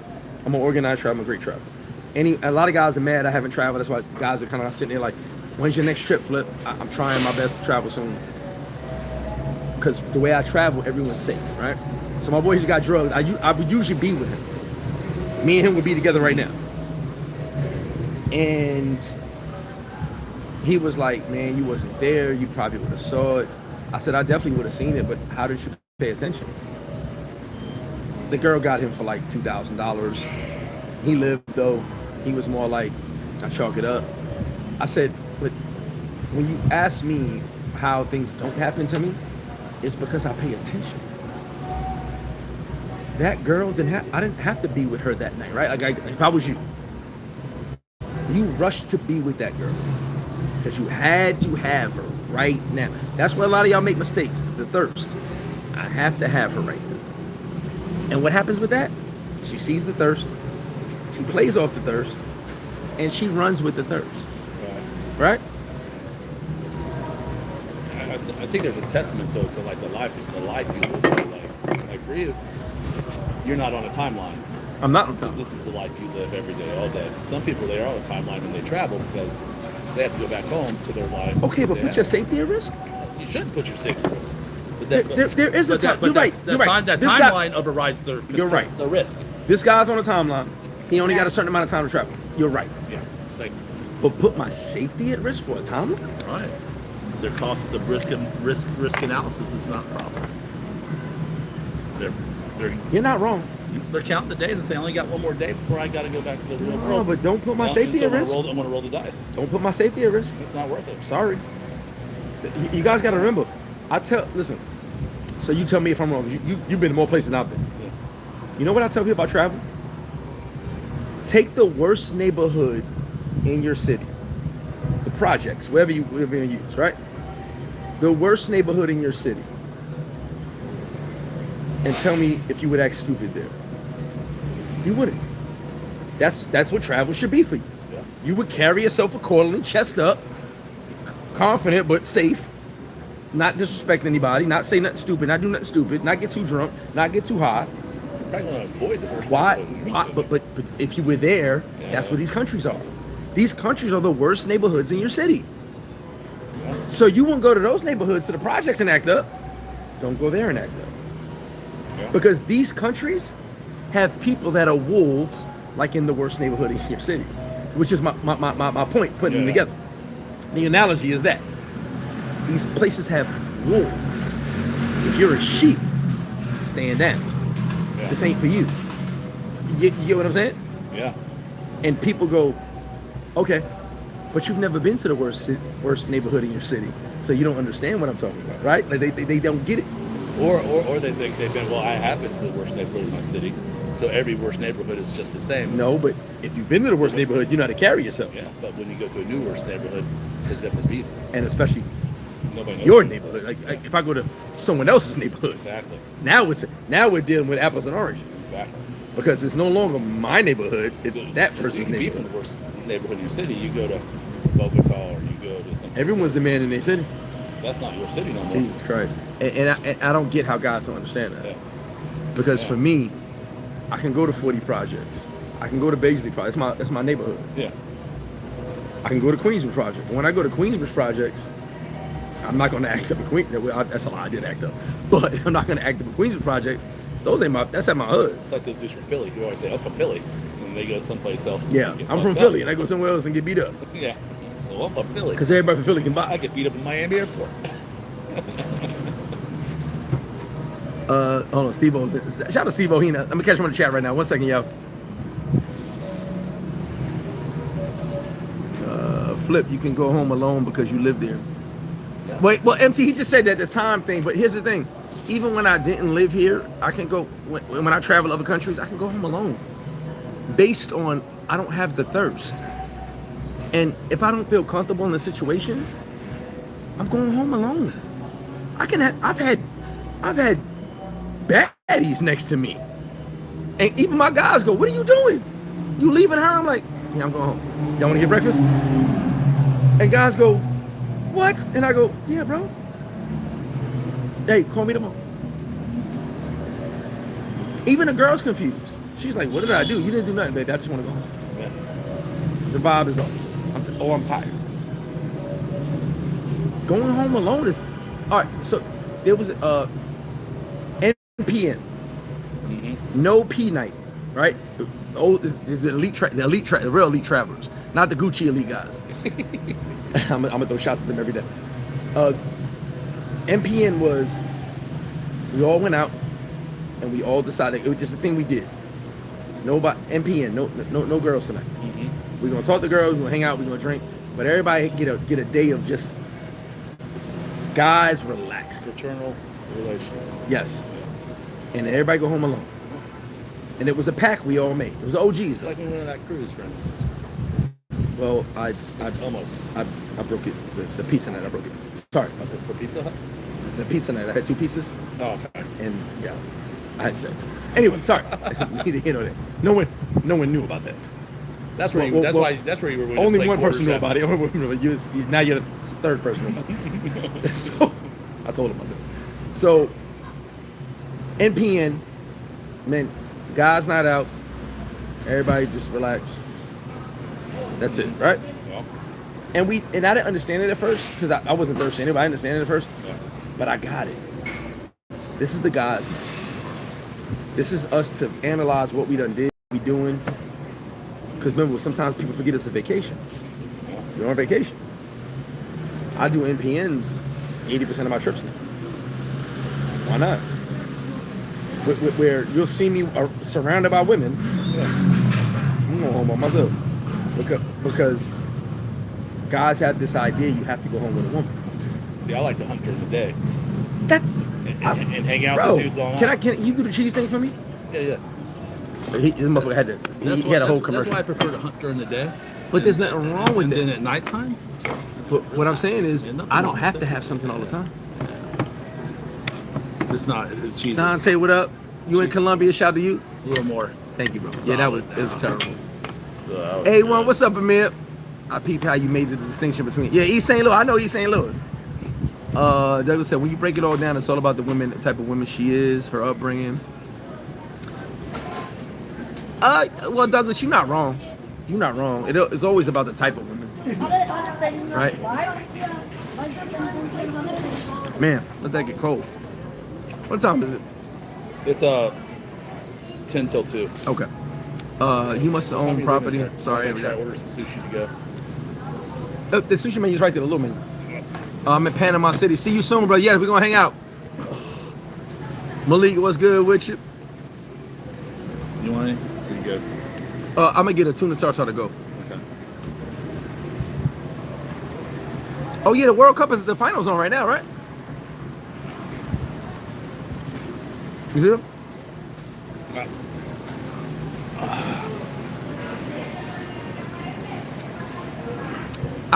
I have a dope Nick tap right now that I want with the championship in it. I gotta find somebody to do it. Oh no, Jeremy's my dude. He makes great points.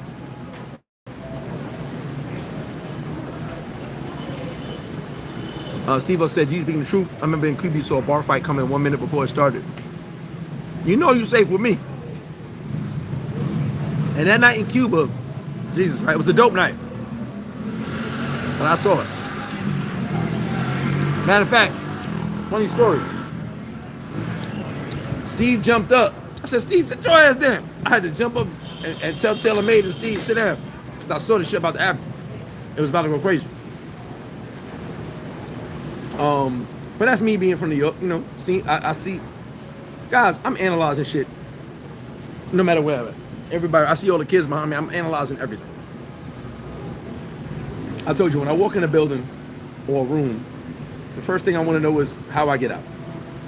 You start to see things differently when you come from a certain places, when you've been through certain experiences. So I'm analyzing everything and analyzing everybody.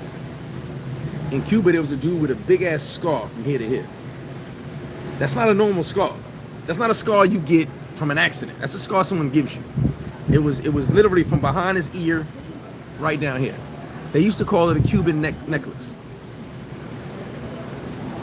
So I saw it and I was like, okay. And everyone kept saying hello to him, but you could tell they didn't like him. The bathroom's right there. Yep. You could tell they didn't like him. Like they didn't like him, but they were saying hello to him. They were scared of him. And then as time went on, I just started noticing the vibe in the room. The energy in the room was different. No one liked this guy, but he was there, and everyone kept saying hello to him. And the chick he was with, super popular. Everyone kind of was saying hello to her, but he was there, and you could kind of tell it was off. Then all of a sudden, shit went left. Some dude came up, said something to her. Directly said something to him to make sure he understood he was talking to him. And then the homie slapped him. The dude with the scar slapped the other dude. Security started bouncing on him. Like when I tell you security jumped in, security started bouncing on him. So you could tell he was disliked by everybody, right? Everyone started beating on him. I thought me and Taylor May was gonna start jumping on him in a minute because everyone took a hit at him. And it was weird because you could tell they feared him, but there was a reason that happened. Something I don't know about. I'm not from Cuba. I'm not from that scene. But all hell broke loose outside. Then security beat the girl up. The chick he was with, because she was defending him, and they went and beat her. So you could tell it was something more than what we knew about. She drugged Chinks, and he dead now. She drugged Chinks for real? Bro, you're teaching it's important to qualify chicas with the placement test. Oh, Amir, you know me. Every chick gets a test. Like, you know, I don't care if it's a one and done. You still gonna get the test. Because how do I know I can even be around you? How do I know I can even stand you? Yeah, one more of this bad boy. Go ahead, bro. Taking that to go anyway. So eat what you want. I didn't need to put something on my stomach for this sangria. You going back? Yeah. Okay. Because I'm going to go to 7-Eleven down the block at 2:30. Oh, Manhattanville, St. Nick. There you go. I think I got drugged at the Irish bar across from Penn Station. Oh, damn, in the 90s. Oh, shit. Sorry to hear that, though. It was damn.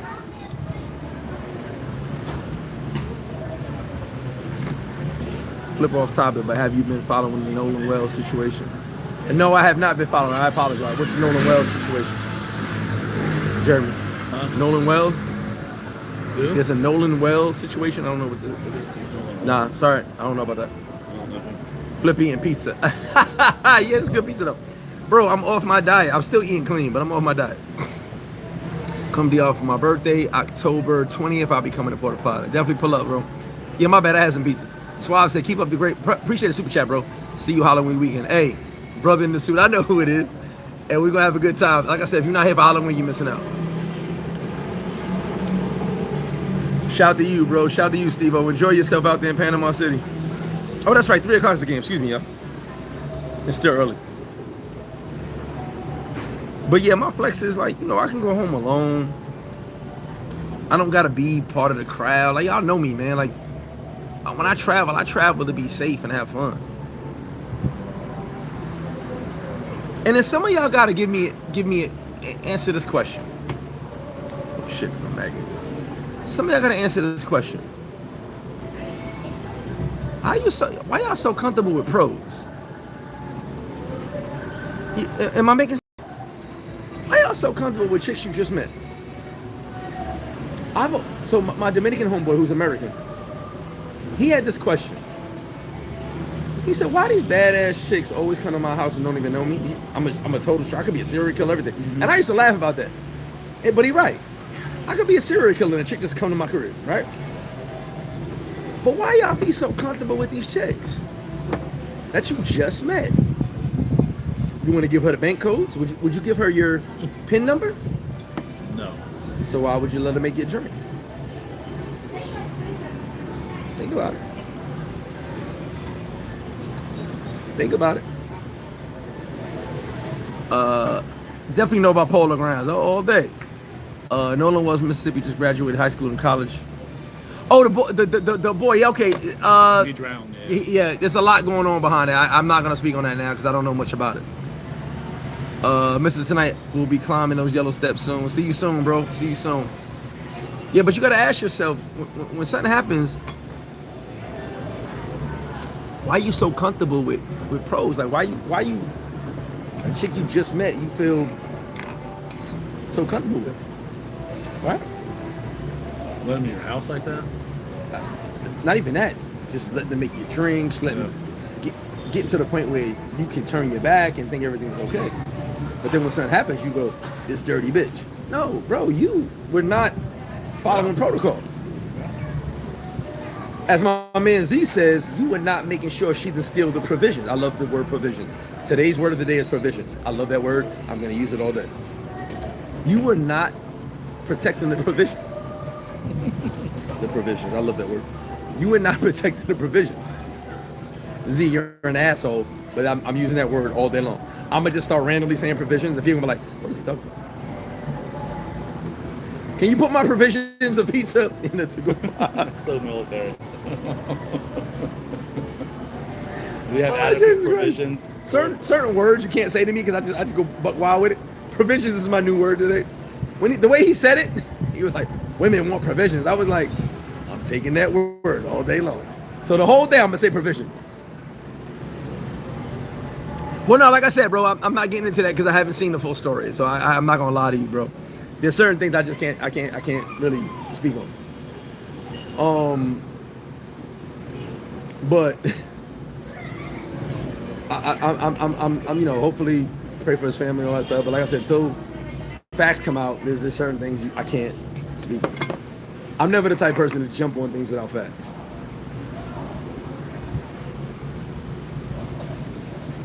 But you should never get comfortable with anybody that you don't really know. Guys, I gotta write a book about this. I got a whole test. I will push a woman to her motherfucking limits before I trust her. And I still won't trust her after she passed all the tests. This motherfucker can break 17 bricks with her finger like Bruce Lee. She could karate chop fucking 17 cooking boards. She gotta pass she could catch a fly with chopsticks. You know what I'm saying? She gotta pass all my tests, and I still be like, I don't know. Like, I got a whole book of tests. Like, I just test shit because it's weird. And then when I trust her, I test her more. You gotta find the flaw. I gotta find the flaw. You have to find the flaw because if there's no flaws, then there's something really wrong. Because we all got flaws. Yeah. So she's a whole liar if she ain't got no flaws. You gotta figure out which one the flaws is. I've got to literally make sure she has extra flaws. Mm-hmm. You hear what he just said? And that's what the test is about. Yeah. Everyone has flaws. We all are flawed. Yeah. Is she honest enough to show her flaws? And is she honest enough to tell me? Yeah. But guess what? Even when she passed, there's more tests. Like, you got to stand on a toothpick on one foot. You want to die alone. Like, okay. Y'all to be like, oh, she bad. Make my drinks, baby. What?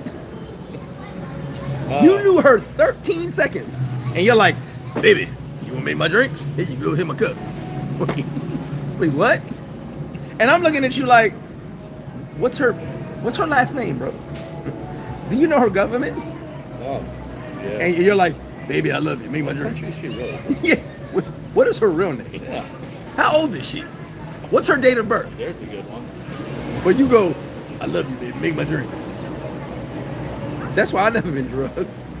Because half these broads are just We know these women, those professionals, they have it down to a science, social psychology. because they understand. know the weakness of men, and men are freaking weak. We try to say it's physical, but really in the It's back not- of our it's head, not it's an just physical. emotional No. need we have We are weak. emotionally. Listen, the hearts of men is weak, and we're even worse now with less testosterone, which is crazy. That's why. I looked up this. My boy told me. I That's looked why I up this, take 250 I looked up milligrams this. a No, week. bro, my man. Shout out to my boy. I looked up the study.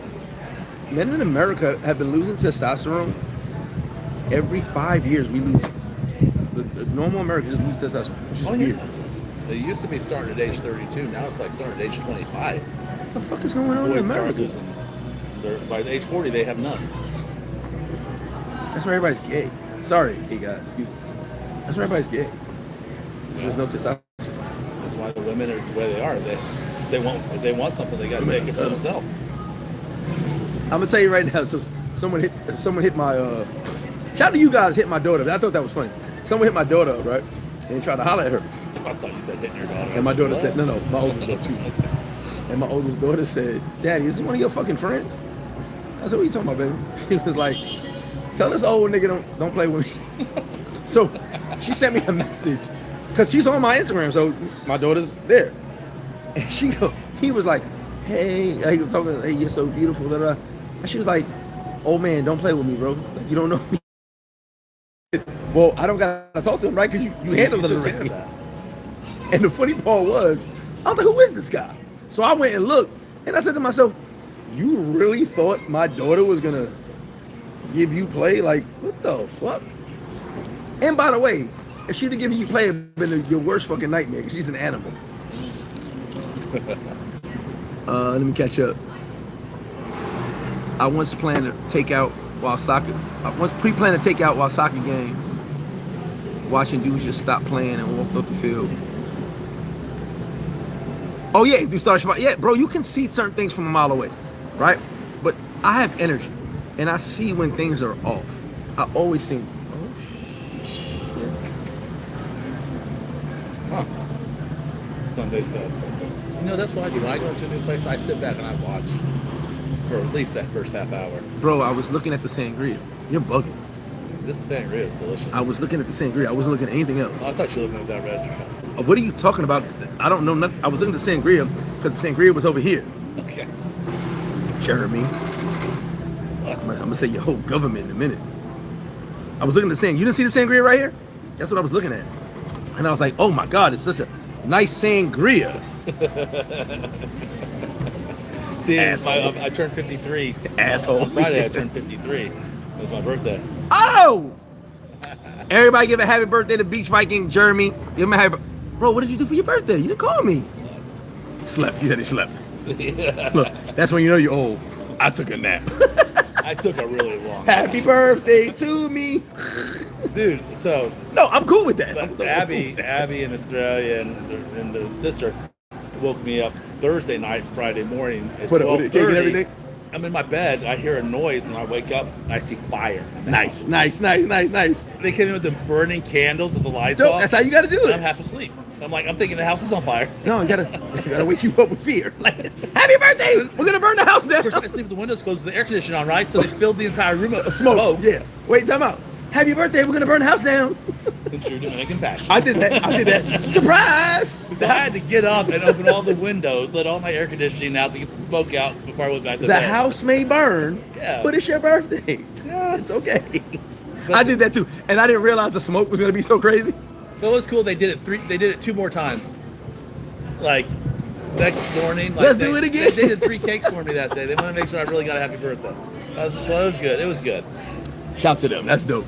That's definitely dope. Abby, she. Y'all give a happy birthday to Jeremy, man. Oh, the sangria is dope. Jay Christ said, we are weak with super weak due to scarcity. In America, social circles are closed off. And the bigger social circles, the more... All right. I'm gonna correct that, Jay Christ. And you tell me if I'm wrong, as I say this. You create your own social circle. There's no such thing as a circle you can't be in, a circle you can't adapt to, a circle you can't adjust to, and a circle you can't be allowed into. Because you can create your own. There's definitely circles where people say, We only want ours in there. Great. I've been allowed in some of those circles. But what I realized was I do better with my own circle. Why do I need someone else's circle when I can do, I can invite people to mine? And then the exclusivity of it is, I'm here with Jeremy. We have 2 seats available. Everyone else isn't here, right? Yeah, and I think when you're trying to penetrate a social circle, you need to say, what is your motive? Why am I here? Why are you trying to be there? So sometimes I don't want to. You don't want to be part of certain circles. Exactly. And then some people may do things you don't To become a part of agree that with. circle. You want to deal with that. Yeah. But we as men, we're a we. All right, yeah, y'all give a happy birthday to Jeremy, man. Big shout out to him. You know they say you're the equal of you're the Your average 3 closest of people. the 3 people closest people you spend most time Which is why if everyone's broke, you're gonna be broke. with. Yep. But you know what? Why I agree with that so much because of how I grew up, and which is why I tell you, I always had squares around. Me being in the street, my best friends were actually regular guys. Yeah. Because street dudes are boring as fuck. Anyone says the streets is fun is a total fucking liar. So everyone was doing something with their life. I was the only one doing bad shit, but I wanted to do better, right? I wanted, but I would be with them because they were doing something with themselves. Normalcy too. And then when they would have days off, I'd harass them. Like I'd pick them. I drove all my friends around all day long. They'd be, Greg, I want to stay home. Nope, come outside. And quando tu puedes, yo quiero esa party about them. And I enjoyed their company because they actually had some substance to them. Like I'm telling you, like a lot of people don't realize, there's nothing good about the streets. There's nothing no one can, all that rap music, all that bullshit people talk about, like I lived in the streets, all right? There's nothing no one can tell you and say streets are good. If you were in the streets, me and you wouldn't get along. Because we have nothing to fucking talk about. Because there's nothing in the streets, right? So the people that I get along with are people that had substance, that did something with their lives. Because as I was doing bullshit, I was always with them. And it made me feel better.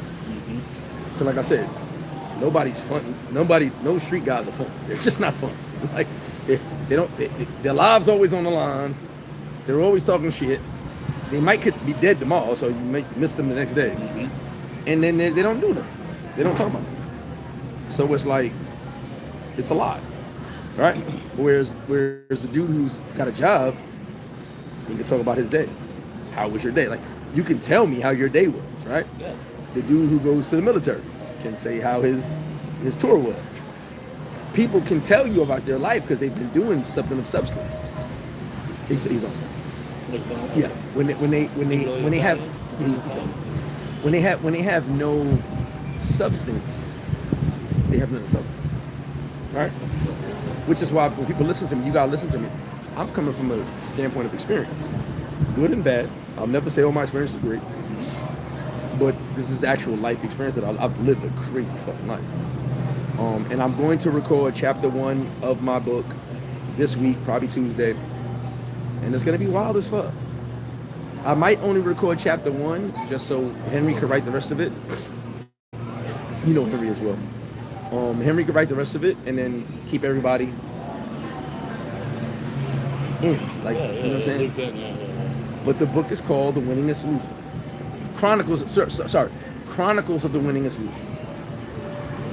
Just imagine being told you're gonna lose your whole life. Imagine how that feels. But you keep winning. And that's why I call it Chronicles of the Winningest Loser, because I'm supposed to be a loser. I'm supposed to lose, but I win. And that's just my confidence, how I was raised, how I was brought up, which, you know, not to get emotional, but I'm an anomaly. I had my dad. I had my granddad. My granddad was Superman. I'll tell you the story about my granddad. He was Superman to me.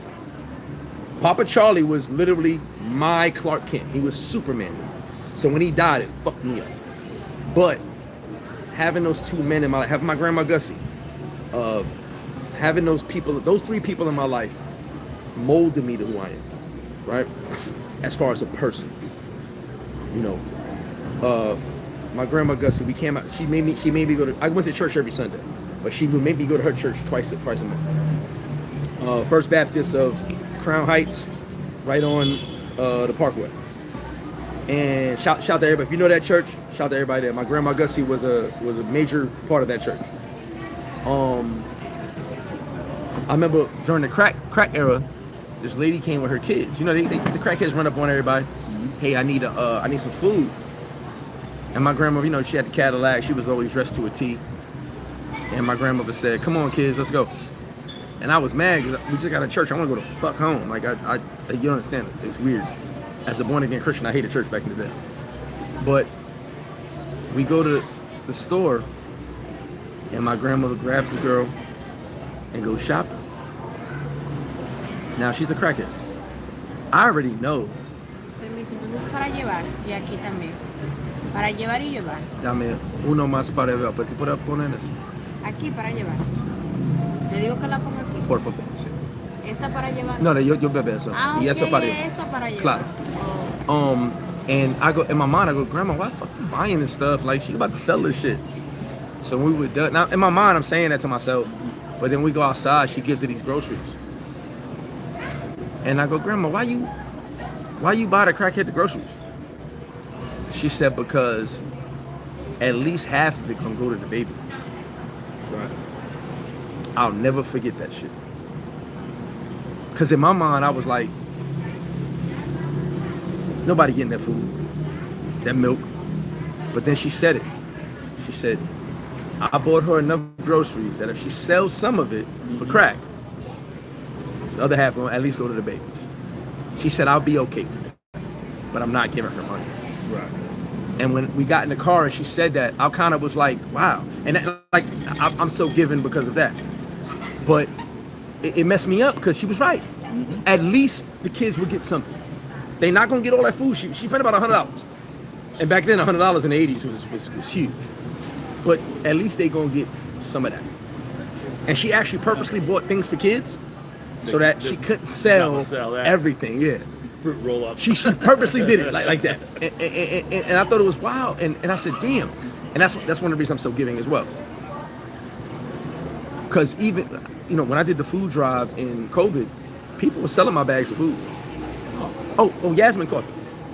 And I said, if you sell it, don't ever come back again if I find out you sell bags of food.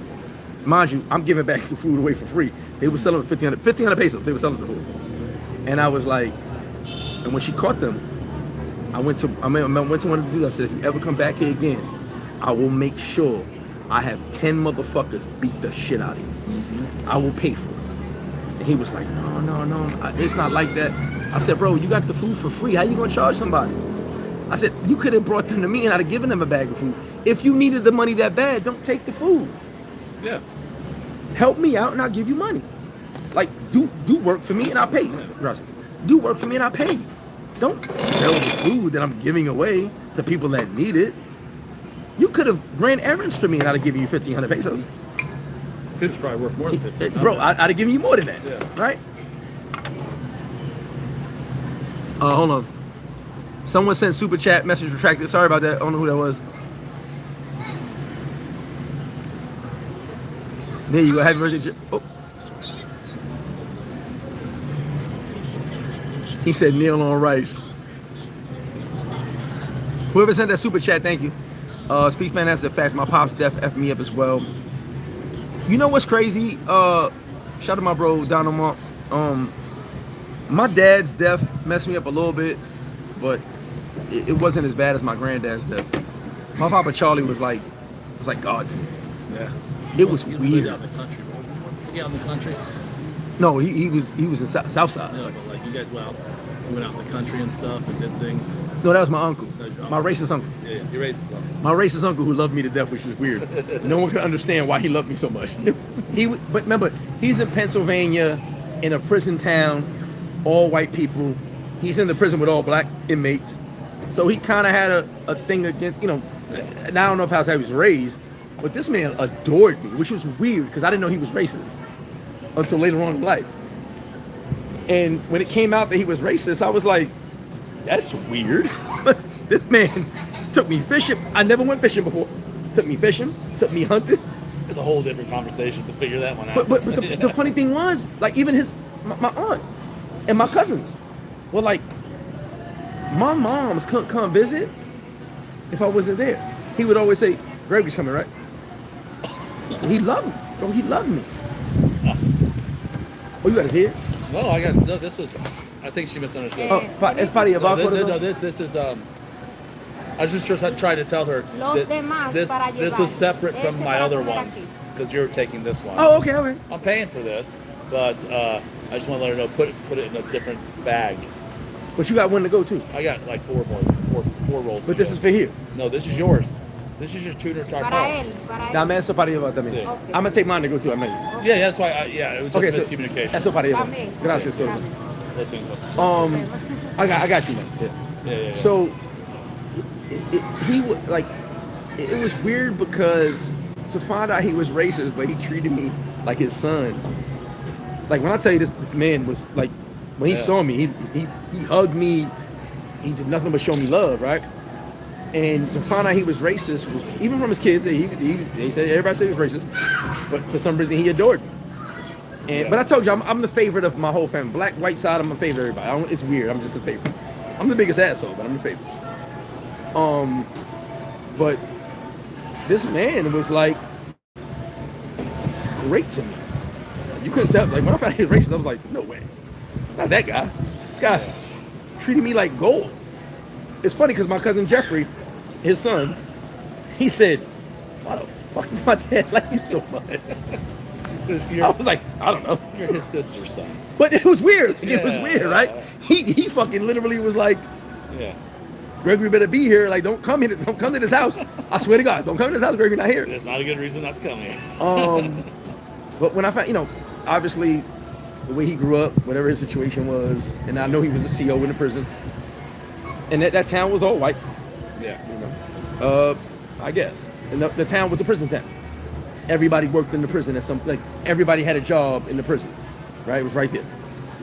Mayor of Kingston or whatever. You know what I'm saying? Like one of those Yeah, joints. Yeah. But I don't know. But my grandpa though, Papa Charlie, he was like literally, he was Irish. He lived in Southside. He had respect from every single person you can think. Like every gangster had respect from my granddad. My Uncle Ernie, J-Lo's uncle, who lived next door to my grandpa Charlie. Like I grew up, I knew J-Lo as a kid. Her uncle was my uncle. I called him Uncle Ernie. He had about 20 motherfucking Puerto Ricans and 20 motherfucking Chihuahuas in the house next door. But neither here nor there.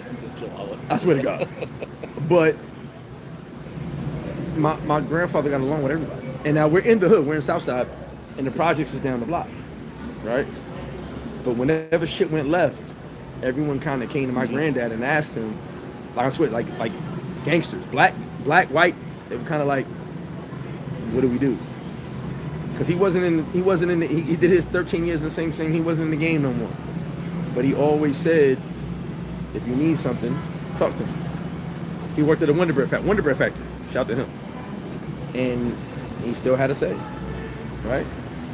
It's funny because the respect I used to see my dad get and my granddad get was wild. Yeah. And you couldn't tell me I didn't feed off of a lot of that, right? Oh yeah. And I don't act, they never acted bigger than anybody, which is why I don't act like I'm bigger than anybody. Everybody says, oh, you're a star. I don't feel I'm bigger than anybody. Shout to all y'all, love y'all. I don't feel I'm bigger than anybody. But that humbleness comes from them. Because as big as they were, especially the world they were in, they never acted like that. You ever watch Underworld? You ever see the movie Underworld? Hell yeah. Or Blade? You're like a day walker. Because you walk in both worlds. So now you know now you can still navigate that. I've seen both worlds. I've seen both worlds, man. And the funny part about it is I can survive in both. It's just one of them things when people tell me who they not, I can see who they really are. Because I've seen both sides. Yeah. Right? And I'll say this without being racial. Certain people, and I'm gonna say white people, are not racist, but they have a racial undertone because they don't know any better.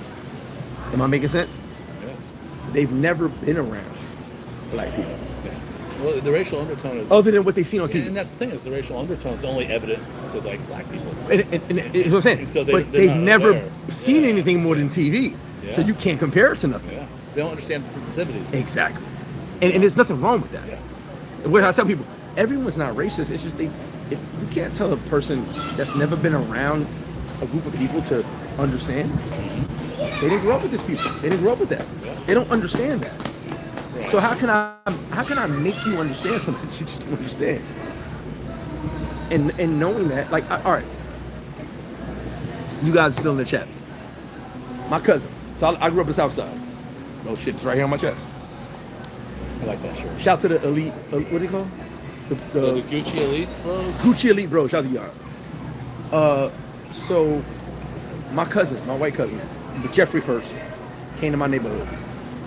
This when I was in North Side. I was in my grandmother's house, Cambria Heights. I wasn't in South Side. He said, let's go to the park. I was like, nope. He was like, what you mean?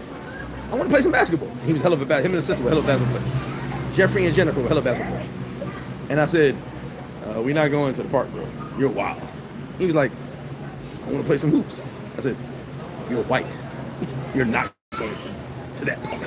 I swear to God. I told him. My cousin was like, you don't shut the fuck up. He grabbed a basketball, walked outside. And I go, I'm not going with that guy. But I know I had to go. Yeah. In my mind, I had to protect he bigger than me. He's like 6'4". I'm like probably 12. And I'm like, I gotta go protect my cousin. We in the hood. Now we in North Side, but still the hood. My cousin walked in the park. Someone said, yo, Lil G, who the fuck this white boy? I said, I don't know. Like, I was off. I didn't know what to do.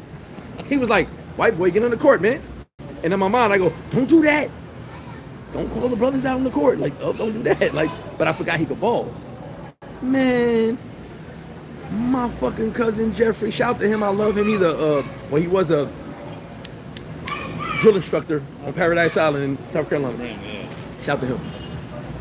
He bust everybody ass for 2 hours. And I'm talking, people came out the woodworks. That white boy this. And he, boop, boop, boop. Killing him. And I was like, that's my cousin. now I claimed him. He's alive. I definitely claimed He's him. alive. I definitely claimed him. But I was scared, because I was nervous. Mm-hmm. This is a neighborhood you just don't play around in. Even though it was North Side, it's still a neighborhood you don't play around in. So then Thomas, he was a lacrosse player, but he was an okay basketball player. Thomas came to South Side. And when I was in Thomas's neighborhood, Long Beach, Long Island, which is a very prominent neighborhood, Thomas said, Thomas skateboarded. I didn't understand skateboarding, so I didn't understand that shit. Thomas said, let's go to the store. Now, mind you, I'm like 8. I said, you got a knife? He was like, a knife to go to the store? What are you talking about, bro? I said, I'm not going to the store without a knife. So he was talking shit to me, and then I went inside and grabbed a butter knife, and I went to the store. And he was like, something wrong with you? And I was like, we can't go to the store without a knife. You crazy? Because in my neighborhood, you can't go to the store without a knife. He was like, what do you think's going to happen at the store? But it was the mindset of me not understanding his world and my world. And when he came to my neighborhood, he wanted to go to the park. And that's where I got the Jeffrey story from, because he was the first one. I wasn't going to. I was like, I'm not going to the park with you. Never. Like, not this park. Sorry. Jeffrey was like, okay. He yelled at my mom, Aunt Liz, I'm going to the park. Kirby's not coming. So now I got to go save him. I'm like, I gotta pick up the body. Got to do something, right? I got to pick up the pieces. I got to be there. I love my cousin because he was an Army Ranger. I want to tell you, he was an Army Ranger. He was afraid of shit, right? So he goes to the park, dribbling. Mind you, they both took my basketball. By the way, it's my basketball. He's dribbling, and sure enough, a brother comes up and steals the ball from him out of nowhere. He's not even in the court yet. He goes, you want to steal that from me on the court? And I go, oh no, it's about to go left. Oh no, white boy, don't say that. My mom, don't say this. The brother goes, steal it from you? Check, motherfucker. Jeffrey bust that dude, Thomas bust that dude ass. So my world was always changed because I was me all the time, right? Con los papeles, que It's son okay. poco llenas. Gracias, Cody. A la hora. It was me not understanding their world Right. and them definitely understanding, like not even caring about mine. They weren't afraid of what was going on in the hood. But as I combined the two, I realized, Jesus Christ, no one has to worry about what I have to worry about outside of these 4 blocks. No one had to think about taking a knife to the store. No one had to think about worrying if you were going to make it home, getting a bag of chips, right? Right. And you start to say to yourself, is this what it really is? I think one of the biggest climaxes in my life, I went to the store with my daughter. My daughter was 3 years old. I think she was 3. My house was, me and my ex-wife house was in the hood, my neighborhood, so it is what it is. And when I'm coming from the store, she got her bag of chips, you know, and she's all happy. She got her cheese doodles, all that shit. And the cops ran up on her. Now it's cool. I'm used to it, but also I'm L7. I'm squared out. Like everything with me is legit. And they embarrassed me in front of my daughter. They throw me against the fence. They search me. And my daughter's like, she doesn't know that guy. She doesn't know me because obviously I'm not that person. So she's like stunned, like, Daddy, what's going on? I said, baby, relax. And I'm telling the cops, y'all really gonna do this in front of my daughter? Like, but they had such a vendetta against me that they decided, we don't care how many years it's been, you're you. And they found that, I get emotional with it because it bothered me. It really bothered me. And they leave. And I've got to explain to this little 3-year-old, it was just a game, baby. It wasn't that big a deal. She gets in the house and tells her mother everything. I mean, like a fucking news reporter. She recorded it all and spit it all out. It went in here and it came out. And her mom said, what the fuck? I said, first off, I looked at her and said, fucking tattle. I went like that, fucking tattle. She told, yeah, I couldn't believe. I told her don't say nothing. She told her. So I said, then I had to explain myself to her mom. And she was like, what do you mean they bothered me? What's going on? And I said, no, it ain't nothing. It's nothing, right? Nothing. That's the 25. Gracias. ¿A cuenta? No. And she said, but why they bother me? I said, normal shit. Look where you live. I said, it shouldn't have happened in front of her. But what can I do? I can't control that, right? Like I'm mad it happened in front of her. I was very upset about that, and I tried to talk to her about it. But this was the life. You know, your past is always going to come back to haunt you at some point. You know, there's no way you run from every single thing you've ever done. And I think my biggest flex later on in life was here at that bar, FlipFlop Sports Bar, by the way, where the dude said that the retired captain came to me and he said, ¿Verdad que todo es junto? you put it together? Yeah. I got cash, yeah, so that's fine. Yeah. Put it all together, yeah. Dame un favor. Uno más para llevar y la cuenta. Por favor. And then he shows me his badge. He goes, it's a retired badge. He goes, we're proud of you. I said, what? He said, everyone at the 113th and the 105th are proud of you. And I was fucking stuck. He might be watching, I was stuck. I said, what did you just say? He said, everyone knows who you are. He said, I'm here. He's smoking a cigar. We're here. He had a bunch of cops on the corner. You know, the corner where you sit at on the restaurant side? Yeah, yeah. It's over the street. He was like, we got nothing but love for you, bro. He said, I'm just here to tell you how happy we are for you, how proud of you we are. And I was like, holy shit.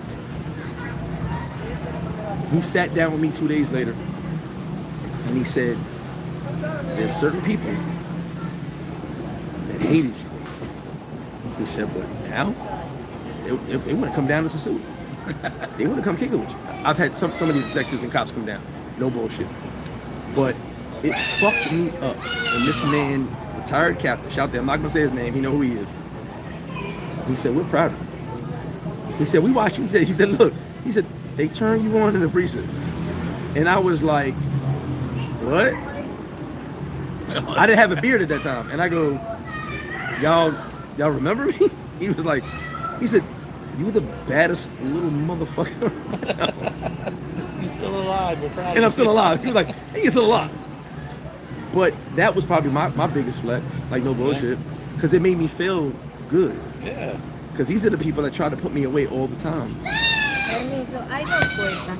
Porque como él había ido y había pedido esos rollos, Okay. entonces eso lo que hizo fue que lo primero que yo había pedido, que usted me había pedido, lo puso ahí. Está bien, so juntamos. Exacto. Okay. Gracias. Sería sumarlo junto para pagarlo. ¿Y tú también otro para llevar? Sí, yo lo puse. Okay, también.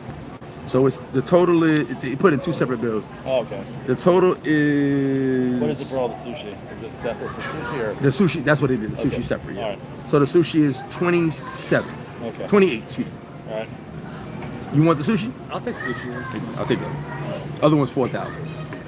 Well, no. What do I owe you on that one? No, if you're gonna take care of sushi, I'll take care of it. Oh shit, 1 second. I gotta pay my... Well, how much is the sangrias? I had two of those bad boys each. How much? Yeah, we got a lot of saying. Don't worry about that. Okay. I just need to get off this phone to put money in my card.